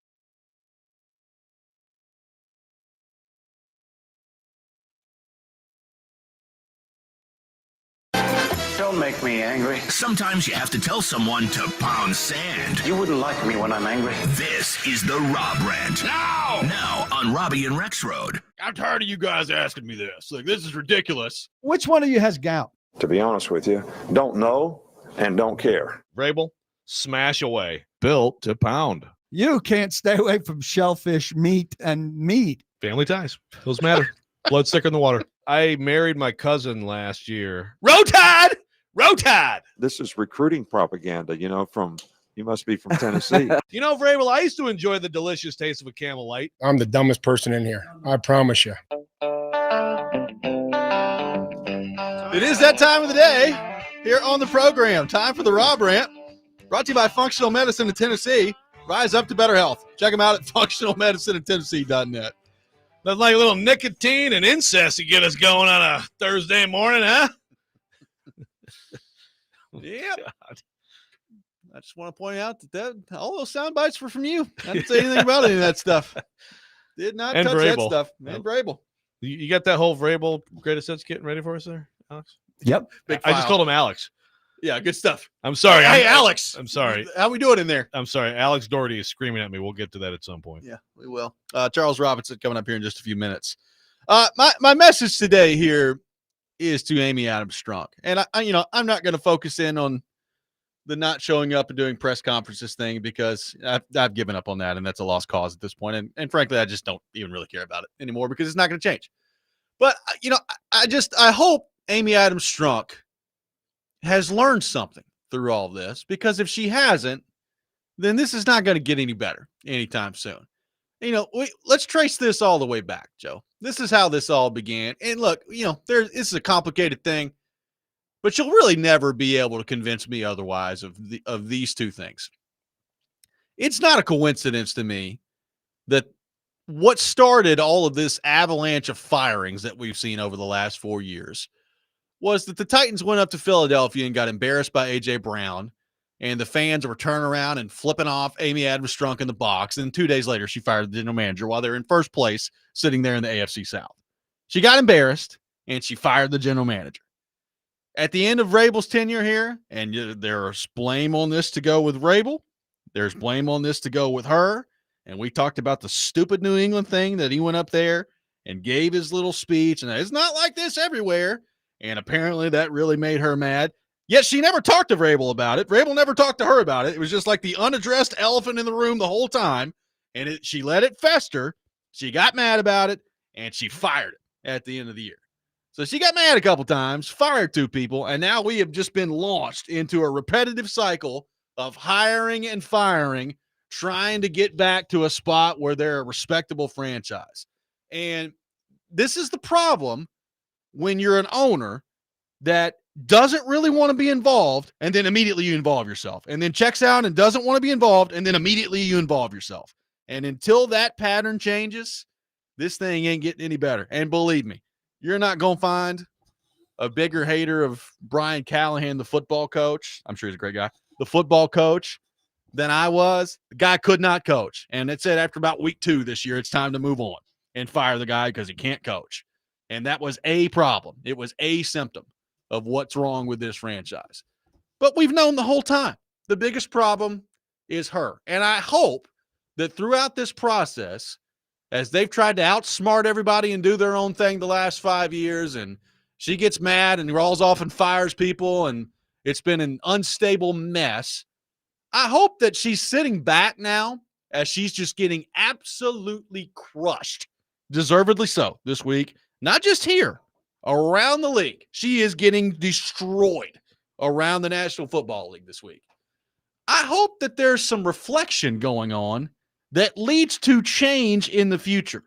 Because if it doesn't, we're going to be sitting here talking about the Titans being the New York Jets and the Cleveland Browns for the next 5-10 years. And frankly, I've had enough of it. I don't want to talk about it anymore. I don't want to see it anymore. So the only way that's going to change is if she changes. So I hope this whole thing has been a nice educational experience for her, because if not, we're absolutely screwed as a football market. Yeah, I don't know. Is it because like you said, so, Silver in the Athletic sort of, comes into a Cam Ward story and turns into more about this, but Jonathan Jones, CBS, Albert Breer, SI, pretty extensive stories kind of detailing the dysfunction. And I think the theme that's through all of it is, like you said, it's basically absentee ownership until she's not. Yeah. So, which is the point being made several times, which is like, maybe if you were around, then you would have a better sense for things. She's leaning on people to tell her what's going on. Yeah. And again, I'm not saying, look, are there other owners who aren't like day to day, like in the hallway? Hey, Bob. Hey, Chuck. How you doing? You all right? Yeah, come on in the office, come see me. No, but she doesn't have to watch film. But being around does matter. It does over time absolutely matter. And I'm totally with everything you said there. I guess my question is, how does it change? Why does it change? Well, is there not some embarrassment at some point? Oh, I think there has been. And I think that's part of why she's like, you know what? I'm not even going to I'm not even going to write the press releases anymore. I don't want my name on the press release. But to me, it's like, if that's the case, like, is there a thing where she's like, wants to just continue in this role until like it gets better? Because it's just not. The way she's run things is making it damn near impossible. Is it possible that the walking away becomes also, you know what? I'm not the person in the family anymore that's going to be dealing with this again. Kenneth, how about you jump in? Yeah. Would that make it? I mean, to me, that might be the best answer is Maybe. just because and again, might get lucky. I mean, maybe what Paul says happens and Borgonzi's good and they keep making, drafting good players. They make a good coach hire and you overcome bad ownership. Bad ownership is overcome. Yes. But it's this severe. It's way harder. It makes to it way overcome. harder. That's the thing. And again, like, yeah, she even in the most recent example, right? Like, clearly she is taking like further and further steps away, right? Like you said, I mean, she's not even on the press release stuff anymore. Like, she is out of sight, out of mind. She's not even talking like when Mike Keith gets inducted in the Ring of Honor. She doesn't say, "Hey, good job, Mike. Way to go." Like, nothing. And then she'll haul off and fire the coach, right? Like, do we not think that's what happened? This last week is she fired the coach because it sure seemed like they're in a little bit of scramble mode after that. Like, that's what I'm talking about. Like, if you're going to be an absentee owner, then be one. Don't come flying in randomly and then leave again. Right. If you're going to let them do it, okay. Then let them do it. Yeah, then let them do it. And you cannot for 1 second convince me that she let them do that this week. No. That they decided, yeah, this is the week. Hell no. Absolutely. Yeah. I mean, I don't know if this is trolling, but what can the Titans do right now to make you guys happy? Great question. Well, that's a good, I mean, yeah. But anything by not being a flaming tire fire out there. That'd be good. Anything different than all of the terrible things going on. I mean, I would probably flip sorry that. for complaining. I know. Yeah. What are the Titans doing to make you happy right now? I guess is probably the question. Yeah, please list the things that you're enjoying right now about the Tennessee Titans. Yeah. I mean, again, I hope this whole thing, like, we talk about it all the time. You can't fire the owner. And I know that there are some people that hope that she's just going to turn things over to somebody at some point, but maybe she doesn't like that. It doesn't seem like she's had any interest in doing that to this point. So if that's the case, if she's going to be the one that's in charge here, then something's got to change. Like, you got to change yourself a little bit. And look, I have always believed this and I believe it now. I do think she wants to win. I think she cares. Sure. Okay. But you got to change your process right now. If you think that that's going to, you need to be an asset for your organization, not a total detriment the way that you've been the last few years. Right. And the thing is, and I understand it, Titans fans now, who's the next? Okay. Like, Titans fans are doing what we're saying she's got to stop doing, which is, okay, who's the next target? Brinker. Right. And I'm not saying Chad Brinker should be completely safe no matter what. And I don't care, but I'm just saying, like, the people are of the mindset that she has been in, which is, again, okay, who's next then? Rather than here's an entirely new group of people, you're all on the same footing, go. Yeah. It's who's the next scapegoat? Who's the next scapegoat? Who's the next scapegoat? And I just fear that we're just headed toward that again. Okay, someone's got to pay at some point. Next year, they win 4 games, and Cam Ward's not very good. So who's going to pay? Right. Exactly. And it feels like you're just in a cycle at the moment that's very difficult to get out of. Charles Robinson from Yahoo Sports will be with us coming up next. We'll discuss some of that cycle. We will discuss this week that has been for the Tennessee Titans and the weekend that's coming up with Mike McCoy going up against Mike Vrabel. All that ahead. Robby and Rexrode, 102.5 The Game.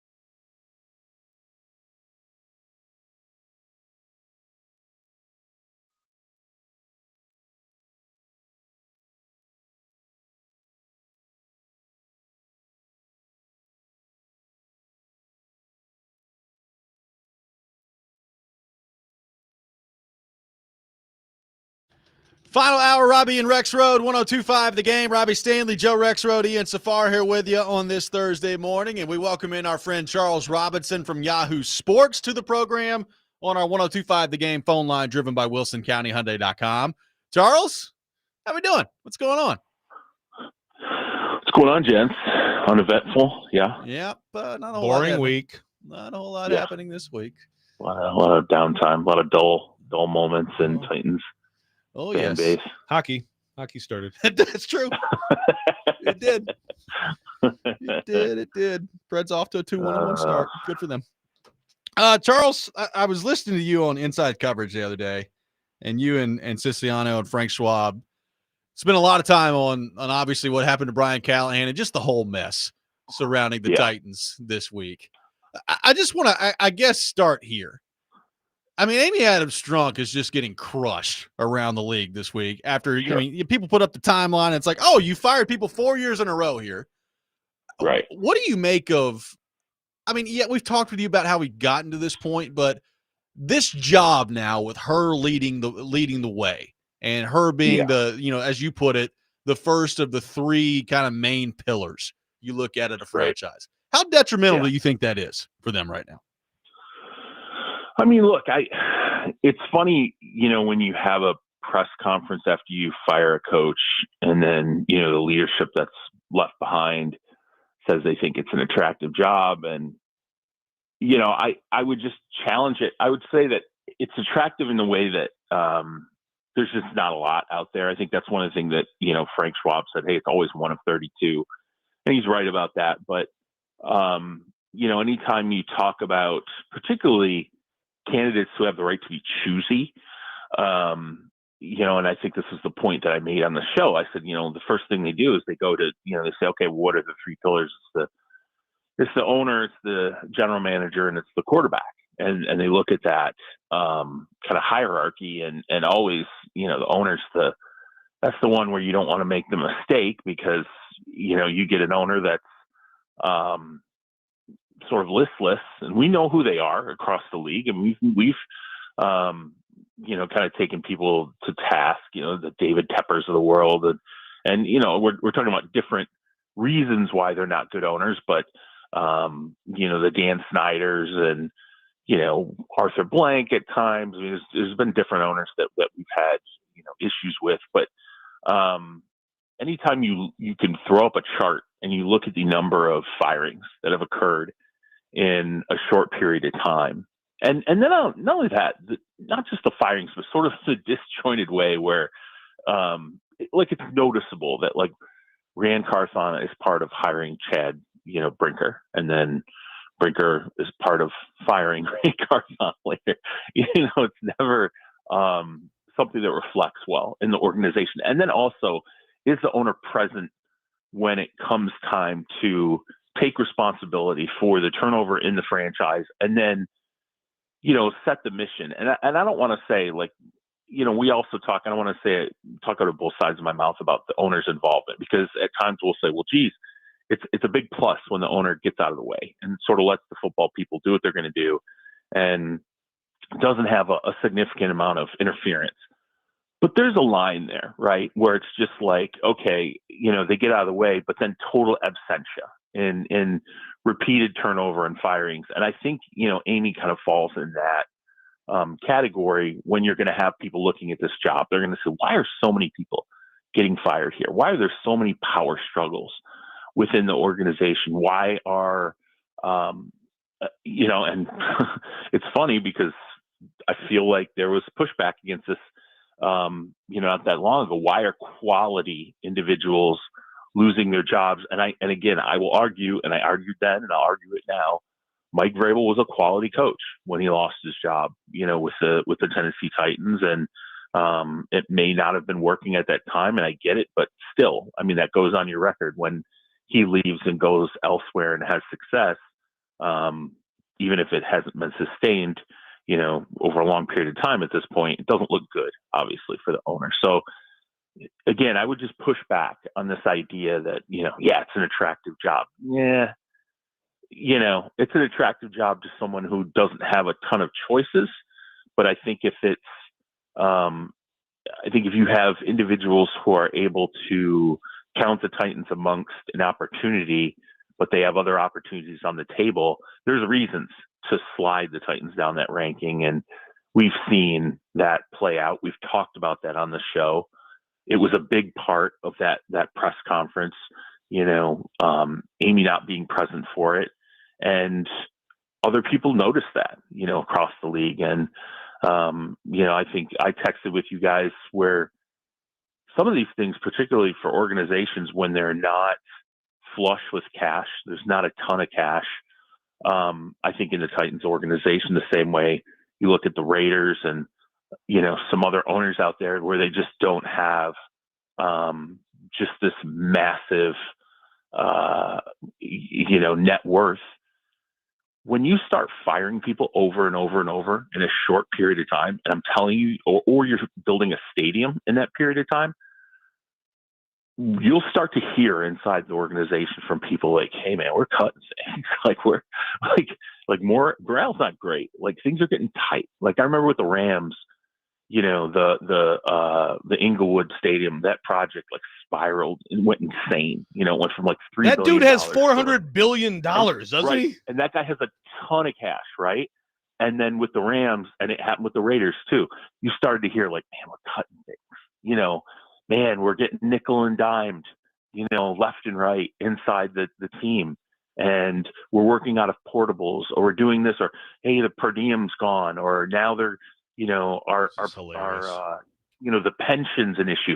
And what struck me was, man, you don't realize that when there's a stadium squeeze, or you have an organization that's constantly paying out buyouts like the Raiders, you start to hear from the rank and file inside buildings who are going, money's getting tight here, and it's morale's not great. This sucks. The turnover sucks, and they're starting to, just employees are getting pinched for things. I'm just telling you, I'd keep your ear to the ground in terms of the Titans and question what else is getting cut now that you're constantly paying all these buyouts. You're dealing with a stadium project. I know Amy's not. Again, she's not one of these owners out there that has a ton of cash.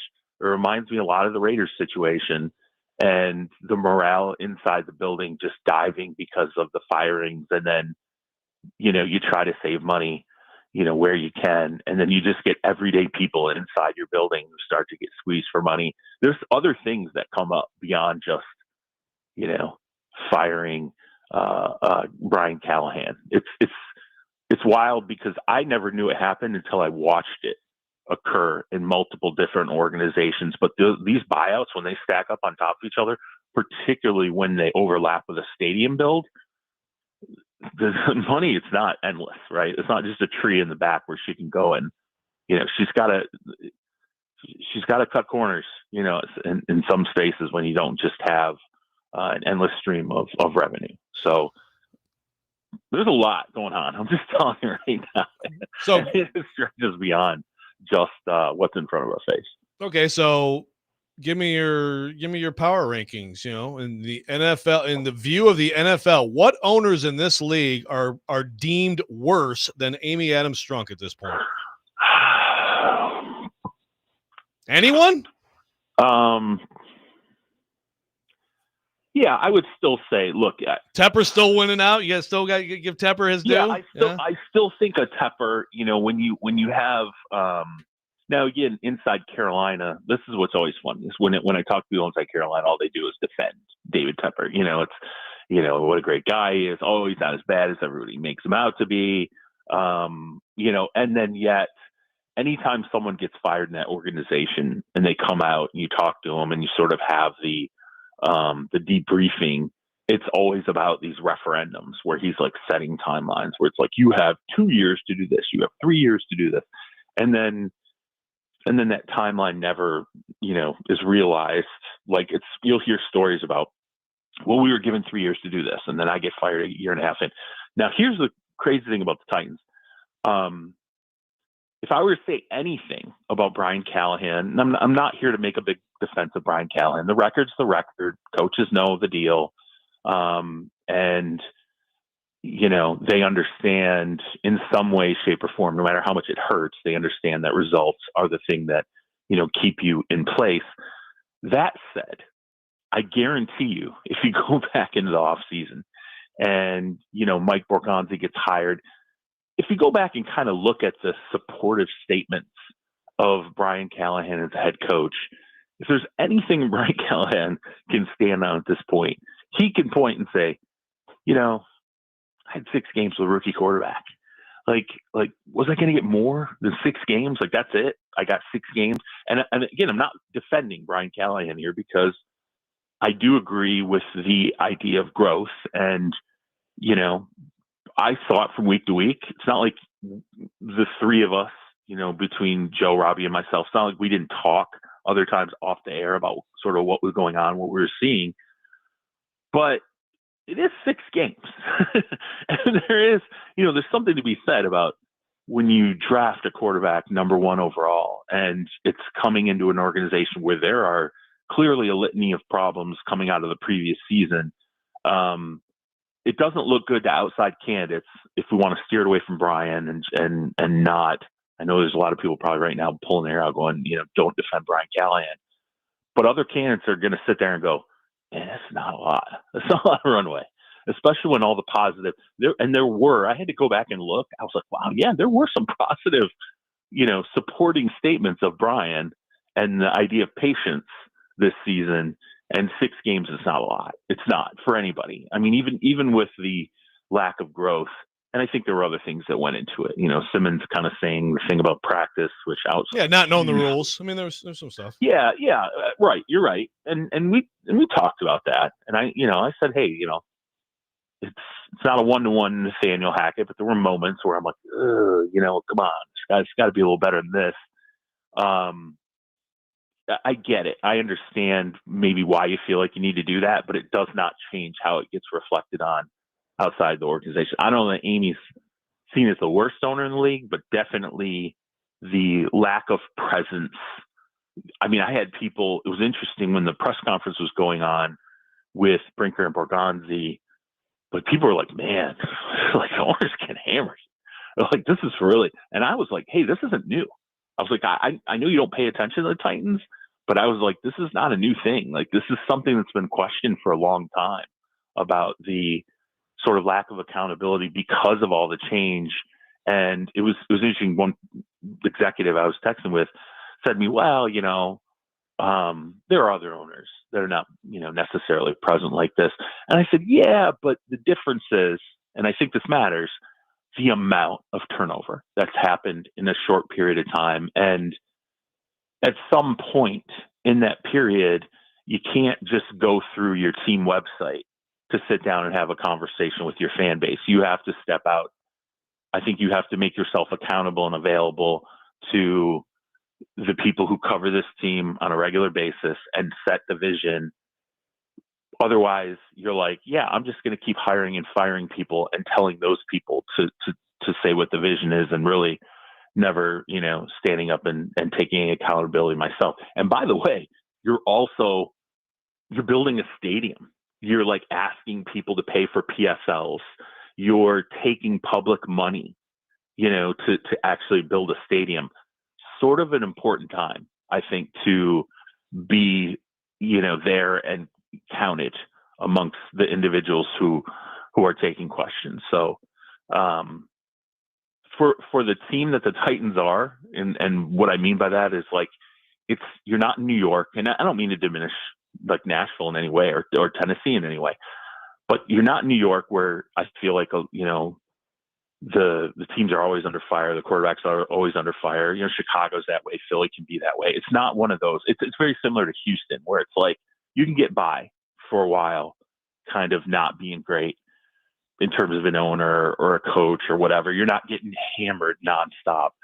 The Titans really have stuck out like a sore thumb for not being in one of those markets in terms of the issues they've had with hirings and firings and the lack of accountability from an owner.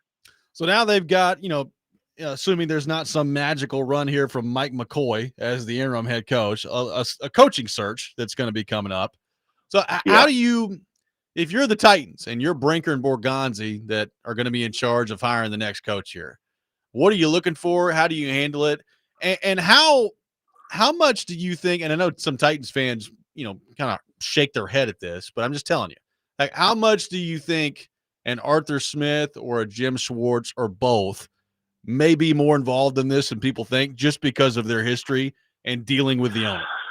Yeah. I mean, I think it depends on what difficulties maybe you have, because a job like this, considering what the owner, I will tell you, like, let's say the Bill Polians of the world, like people, the old heads in the NFL who get leaned upon when someone comes up for, they show up on coaching lists or whatever. Typically what happens is they reach out to, or they lean upon those who have come before them who can offer some element of advice. And I will tell you right now, the old heads will always say, don't go near that situation. Like you might only have one shot to be a head coach here, which is probably advice that Brian Callahan got. Like, you got one shot. And if this goes really horribly for you, you'll be a coordinator for the rest of your career, or you'll end up being a quarterback's coach. You'll have to claw your way back to being a coordinator, and then you'll never be a head coach ever again. I covered, Marty Mornhinweg in Detroit, right? And it was like, oh yeah, that went horribly. You were like, when he was gone, you're like, he'll never be back. Like, in terms of the head coaching ranks, he'll never be on those lists ever again. Brian Callahan might be, one of those guys. And so when that happens, it leaves a mark. And then the people who remain in place, when they're putting lists together, you have to deal with lists of candidates who are leaning on other individuals who are, again, the Bill Polians or whoever they're getting advice from, who are saying, don't go near Tennessee. You don't want to deal with that. You have an owner who's not present when it comes time to take responsibility for the turnstile aspect of some of the job postings. You have multiple firings, which is nerve-wracking in and of itself. They're at all levels of the organization. It's not like it's just the coach. It's not like it's just isolated general manager. It's touched both positions. So yeah, I mean, so what usually happens in situations like that, when candidate lists form, it becomes, okay, you're not getting the top one or two, individuals on a list. So you'll get a coordinator. You'll get someone who, as Frank Schwab would say on the podcast that we have, who sits there and says, look, if I get an opportunity, it's 1 of 32, and that's what matters to me. Not, hey, let me be picky and choosy, and maybe pass. You're not going to get Ben Johnson, who's going to have a chance to take the Washington job and goes, nope, I think I'll sit back and wait one more year. I'm good where I'm at in Detroit. And then, there will be other opportunities for me a year later. You don't necessarily get those individuals. So, Joe Brady, I mean, it's sort of, you're like, okay, how hot is Joe Brady? I know Cliff Kingsbury gets mentioned, and it's like, well, is Cliff sitting there going, how many other opportunities am I going to have, is sort of it. Mike McCarthy takes the gap year after the Dallas, after losing his job in Dallas, and the same situation where Mike's like, how many more of these are going to come down the turnpike? And I think why Robby, as you mentioned, Arthur Smith gets mentioned, Jim Schwartz gets mentioned. What ends up bridging that gap for some of these candidates is, well, I already know the owner. I've already dealt with the owner. I've been inside the organization, and I kind of know how things operate there. I would argue Schwartz is getting to the point where he's going to get another shot, and it might be, I don't see it being like, any other shots beyond that. It's like, hey, he's toiled long enough since the Lions job and built himself up, and he's going to get a second shot at this. I don't know if there's going to be another one after that. So you wonder if he has to be picky and choosy. I think Arthur Smith is sort of the same way. If he gets another shot, I don't know how many more come after that. And so even those guys with owner familiarity, they have to sit and think about this sort of long and hard, but they do have some institutional knowledge about what it's like to be in Tennessee. Jesse Minter, Jesse Minter's very hot right now. And if you're Jesse Minter, you're probably sitting there saying, you know what, I don't think this is my last bite at the apple. I got time to sit here and be, picky and choosy and think about it. So it's complicated for the Titans, and it'll be interesting to see how, Chad Brinker and Mike Borgonzi are able to navigate how this goes. Like Clint Kubiak's another one where a lot of people have a really high opinion of the Seahawks offensive coordinator who he's worked with, the scheme he runs. I don't know if Clint Kubiak is like, yeah, Tennessee, that's the place I want to go. And I will side with them on this. I don't think it's a totally unattractive job because I do think that there's a high opinion of, the skill set of Cam Ward. I do think there is some talent on the roster, but I do also believe that the Titans are looked at as more of, from the outside looking in, as more of a, honestly, a reboot. Like I feel bad for fans saying that because of how much capital's gotten spent, to get the roster where it is right now. But I don't know that people look at the Titans and say, yeah, let's just add the right coach and a couple individuals and that'll turn quickly. And it's not a matter of, retooling some parts of the roster, which is why I thought it was interesting that they're clearly pressing the idea out there that Jeffrey Simmons is not someone who's going to be available. I would just remind people that's what you do to get the top capital you can for a player. Yeah, exactly. So. Okay, so quick hitters on some of these dreamy kind of scenarios that we've talked about this week, which is good coaches we know are good coaches who maybe could be on the market. Okay, so I'm going to just throw these at you. Just hit them one by one. Kevin Stefanski, Mike Tomlin, John Harbaugh. Who else, Robbie? Those are the big three, right? Yeah. Those three. Yeah. And throw this in too. Is Robert Saleh a viable head coaching candidate in the NFL because he was at the Jets and we shouldn't blame him for that? Right. Or did he do enough stuff there that actually he's somewhat radioactive? Yeah, no, I think Saleh, I think there's a general agreement that the Jets are just so screwed up that it actually ends up kind of being a good thing for Saleh. I believe that. I think that Saleh's reputation has rebounded, particularly considering, what he's dealt with in terms of the injury situation in San Francisco. I think people understand, and I will also say it's been supported by other individuals who have come out of the Jets organization. I feel like everybody who has come out of the Jets has said, and they've told anybody who will listen, it is so messed up in there. They're like, it is you don't hold what you saw in front of your eyes as the hard and fast just truth about people who tried to operate inside that organization. And I think that will help Saleh, and I do think obviously his performance since he's gotten out has helped him, but I also think people realize we've seen people come out of there and they've been okay, and that's more about maybe the owner and things that have happened that are beyond the control of, say, a general manager, a team president, a head coach, a quarterback. I mean, literally, Aaron Rodgers gets out and he's like, "I'm free," and he looks better, he looks happy. Everybody who leaves is like, I mean. I will tell you this. It's uncommon to see people fired from massive jobs and then talk to them and think wow, worst day of their lives, and have them go, I am so relieved. They wanted to be, they just wanted to get out. Their soul was being crushed inside the organization, and now they're unemployed. Now, granted, they're getting paid the buyout. Getting paid a lot to still, not work. Yeah, but still, they're like, I'm just glad to not be there anymore. I'm like, man, this is crazy. These are big jobs that people are talking about. And I heard that from more than one person who got out of that situation. So I do think Saleh's rebounded a little bit. When you talk about the other head coaches, ownership doesn't want to fire Mike Tomlin. Okay. So, Pittsburgh Steelers fans have wanted to fire Mike Tomlin far more than ownership has wanted to.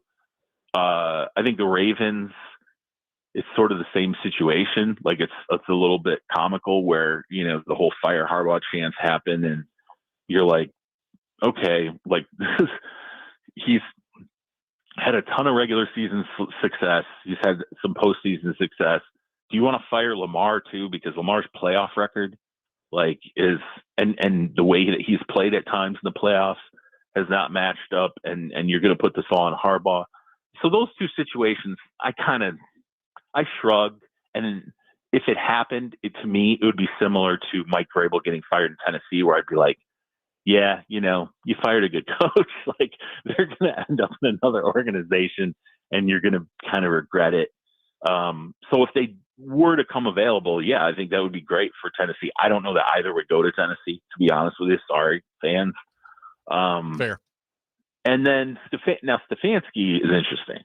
Like, somebody asked me, I think it was like 2 or 3 weeks ago, they said, hey, is Kevin on the hot seat? And I said, no way. I said, he and Andrew Berry, I said, they're good. They're on lock. Then they traded Flacco. And Stefanski comes out, and I'll never forget listening to that press conference. And I was texting the guys. I'm like, you listen to us right now? Like, and he put it on Andrew. Like, he was like, look, I trust Andrew. It's like, he kept saying it like over and over again. And I'm like, yeah, I know Kevin did not want to create an environment where he had this veteran quarterback and who he wanted to continue starting. But at the very least, if he wasn't going to start him and he had a rookie starting, he wanted to make sure he had the veteran in the number 2 position, the support role. And then now that guy's playing for the Bengals. And, you could tell, I'm like, this feels like there's a tiny bit of separation now between the head coach and the general manager. And since that press conference, I'm kind of like, yeah, this feels different. This feels like there's a little bit of a gap there. And someone said to me, they go, you know what? They're like, Kevin's going to be just like Baker. He's going to leave Cleveland and he's going to go off.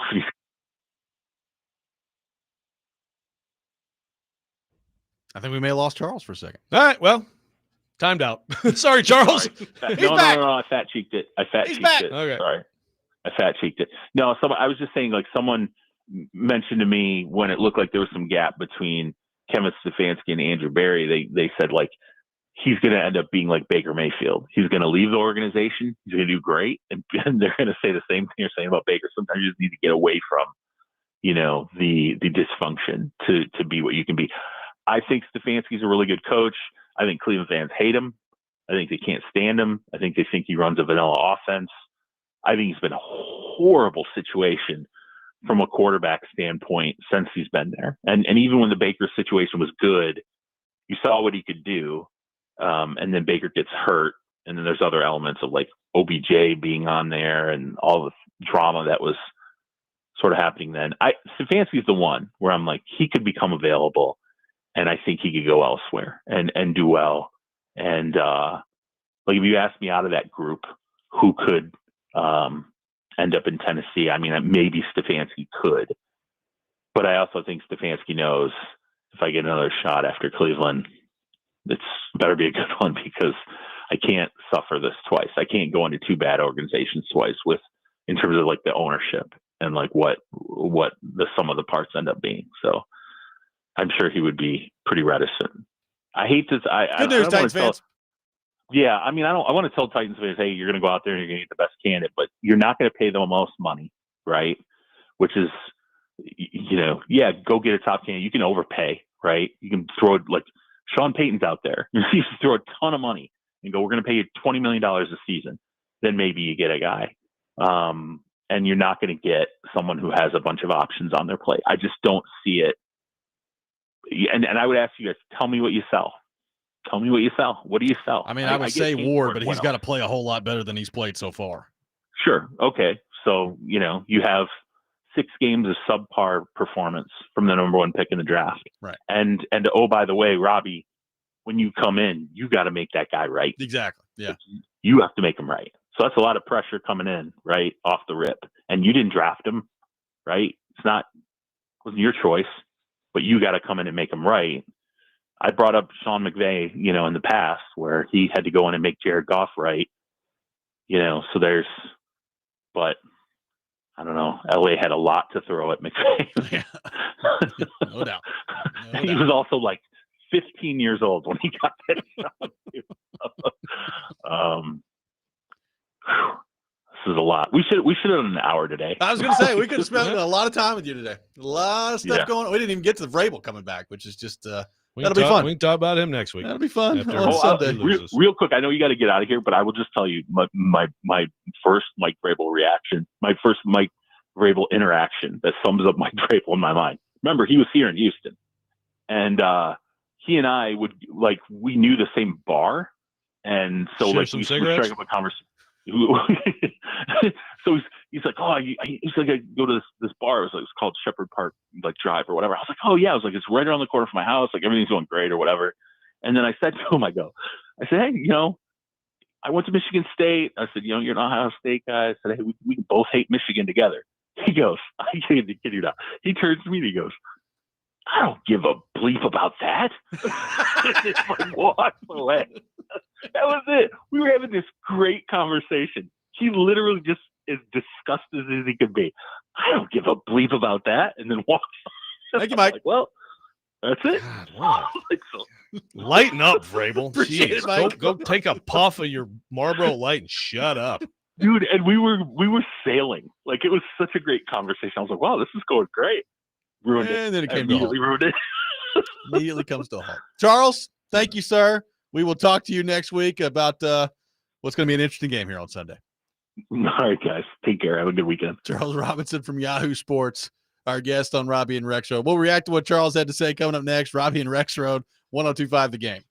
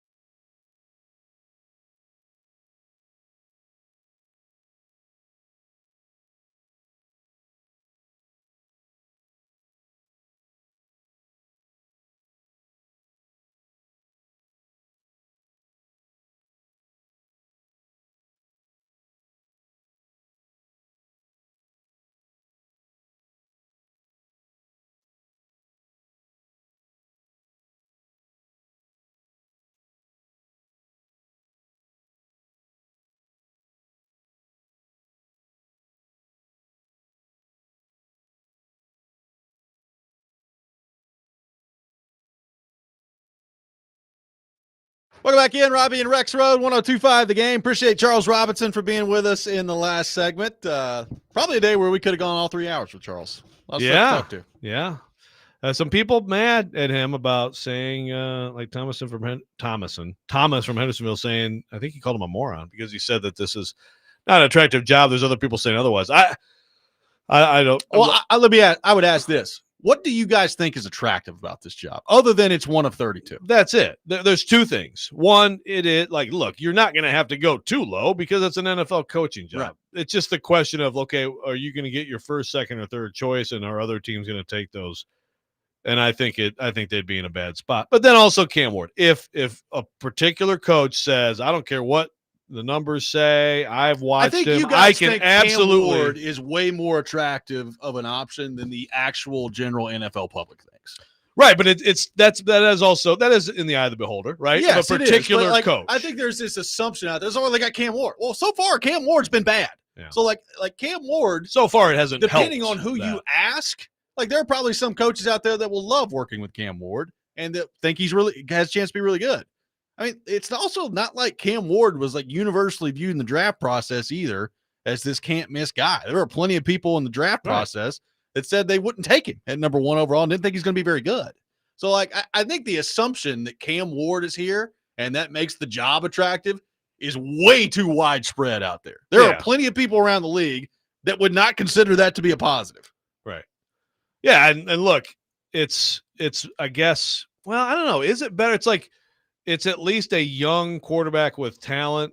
So, that should help you. Again, some coaches might be like, oh, no, I didn't like him at all, and I just don't think he's got it. It's in the eye of the beholder.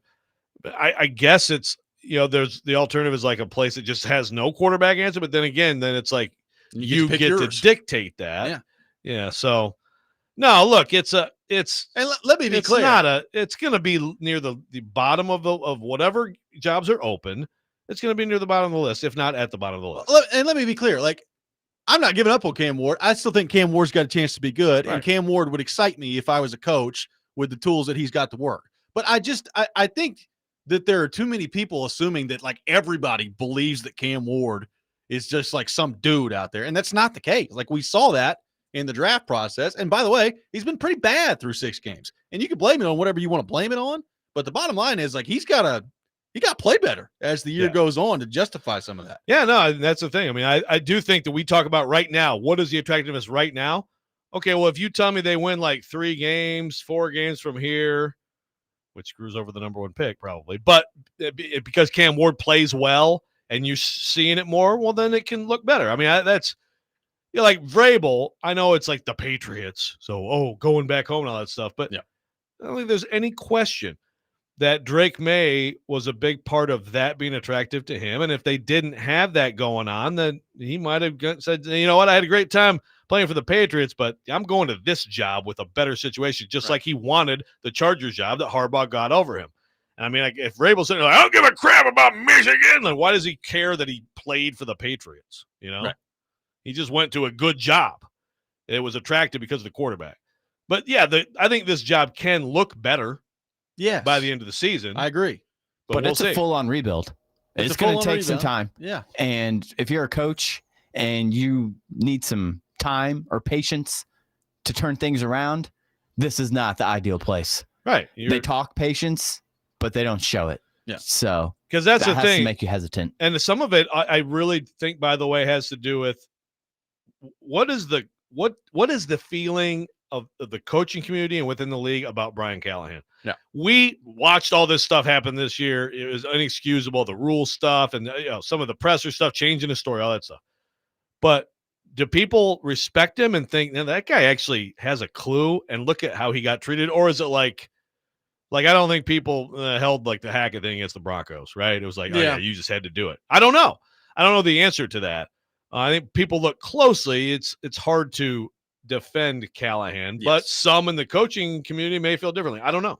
615-737-1025, our phone number. One more segment coming up. A lot of your thoughts to get to. We will do that next. Robby and Rexrode, 1025 The Game.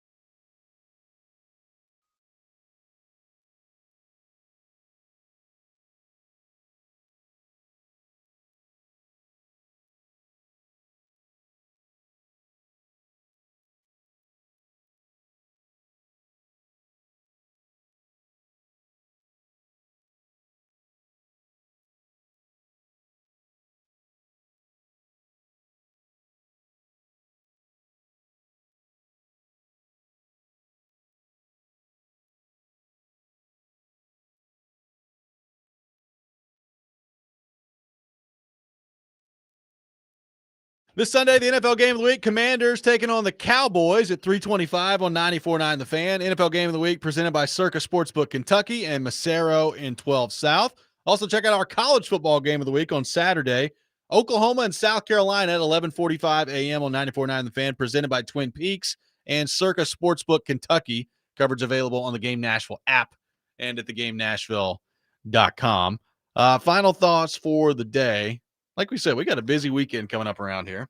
We got Tennessee, Alabama, Vanderbilt, LSU, Vrabel coming back to town. So we got a lot to get into on the program here tomorrow, though. But a lot of reaction from Charles, not calling the Titans a very attractive job. It was interesting that, he mentioned the Stefanski part of this is keep an eye on that one moving forward here. Yeah, and I think he's good. I think he's a good coach. It would not be the same level of excitement to me, a Tomlin or a Harbaugh. No. But I think he's a good coach. And again, you're a Titans fan, you want as much of these things to happen as possible. Obviously, so the pool of candidates is great, and you want some of these teams, teams where you don't have an attractive candidate to maybe hold on to their coach. You want as little competition as possible for the job. Chris in Nashville says, high draft pick and cap space, plus if you win 6 games in year 1, great job. You buy when the market is lowest. I get that, but first of all, the cap space, all right, are the Titans going to utilize that? And again, it's free agency in the NFL. There's not a ton out there. Right. We've talked about this before, but your positions of need in the NFL, like your receivers, high-level receivers, your high-level edge rushers, your high-level cornerbacks, tackles, those guys don't typically make it to free agency. Yeah, you have to draft well. But still, if you can get into some bidding wars, you have to do a lot. You have to do a lot in both. But I hear that, but I think that if you weigh everything together, it's not an attractive job relative to other jobs in the NFL. Robby, I do want to make sure, I know people have been waiting on this since the beginning of the show. I apologize to Alex Doherty. It was not him who did the onions. It was Adam Vingan. Adam Vingan, you're on the bleep list. Next time you get a sub, eat the sub. Don't throw onions in a trash can. It still stinks in here. Yeah. So, sorry, Our apologies to Alex. Our apologies to Alex. Yes, we apologize. There we go. Just wanted to get that on the record. Where do we go from there? I don't know. Question. It's a good question. There nice. we go. Hey. Hey. Oldie but a goodie right there. There's a throwback right there. Yeah. I like that stuff. Richard Snyder on the YouTube chat says, after listening to all this, it might take a decade to fix this mess. That is one thing, and even Ian said earlier, but I will say, Robby, 10 years ago, it is amazing how it's lining up. It's 10 years ago, Titans looked hopeless. They go in cycles. They had this interim coach named Mike, who everybody's like, whatever. They just fired the coach. Everybody knew they had to get fired. Ownership was a mess. So what'd they do? They drafted a very good right tackle. They traded nothing for a very good running back. They drafted a future Hall of Fame running back, drafted a future All-Pro safety. And they had what you think was a terrible quarterback, but a decent second-year quarterback. And they went from terrible to a 9-7 team that should have won the division in quickly, 1 year. Yeah. This can't now. Did they have more talent? They had guys like Arakpo and Jarrell Casey and Delaney Walker, Derek Morgan, Delaney Walker. They had more talent that was ready to win than this team does. But it can go it can go real fast from terrible to okay in the NFL. It can happens all the time. And it should. Which is why this prolonged period we're in right now it's pretty bad. A tough one to stomach. A very tough one to stomach. Yes. We got a big day on the program tomorrow. A lot of fun football coming up this weekend. So we'll have Eric Kane on the show tomorrow from VolQuest.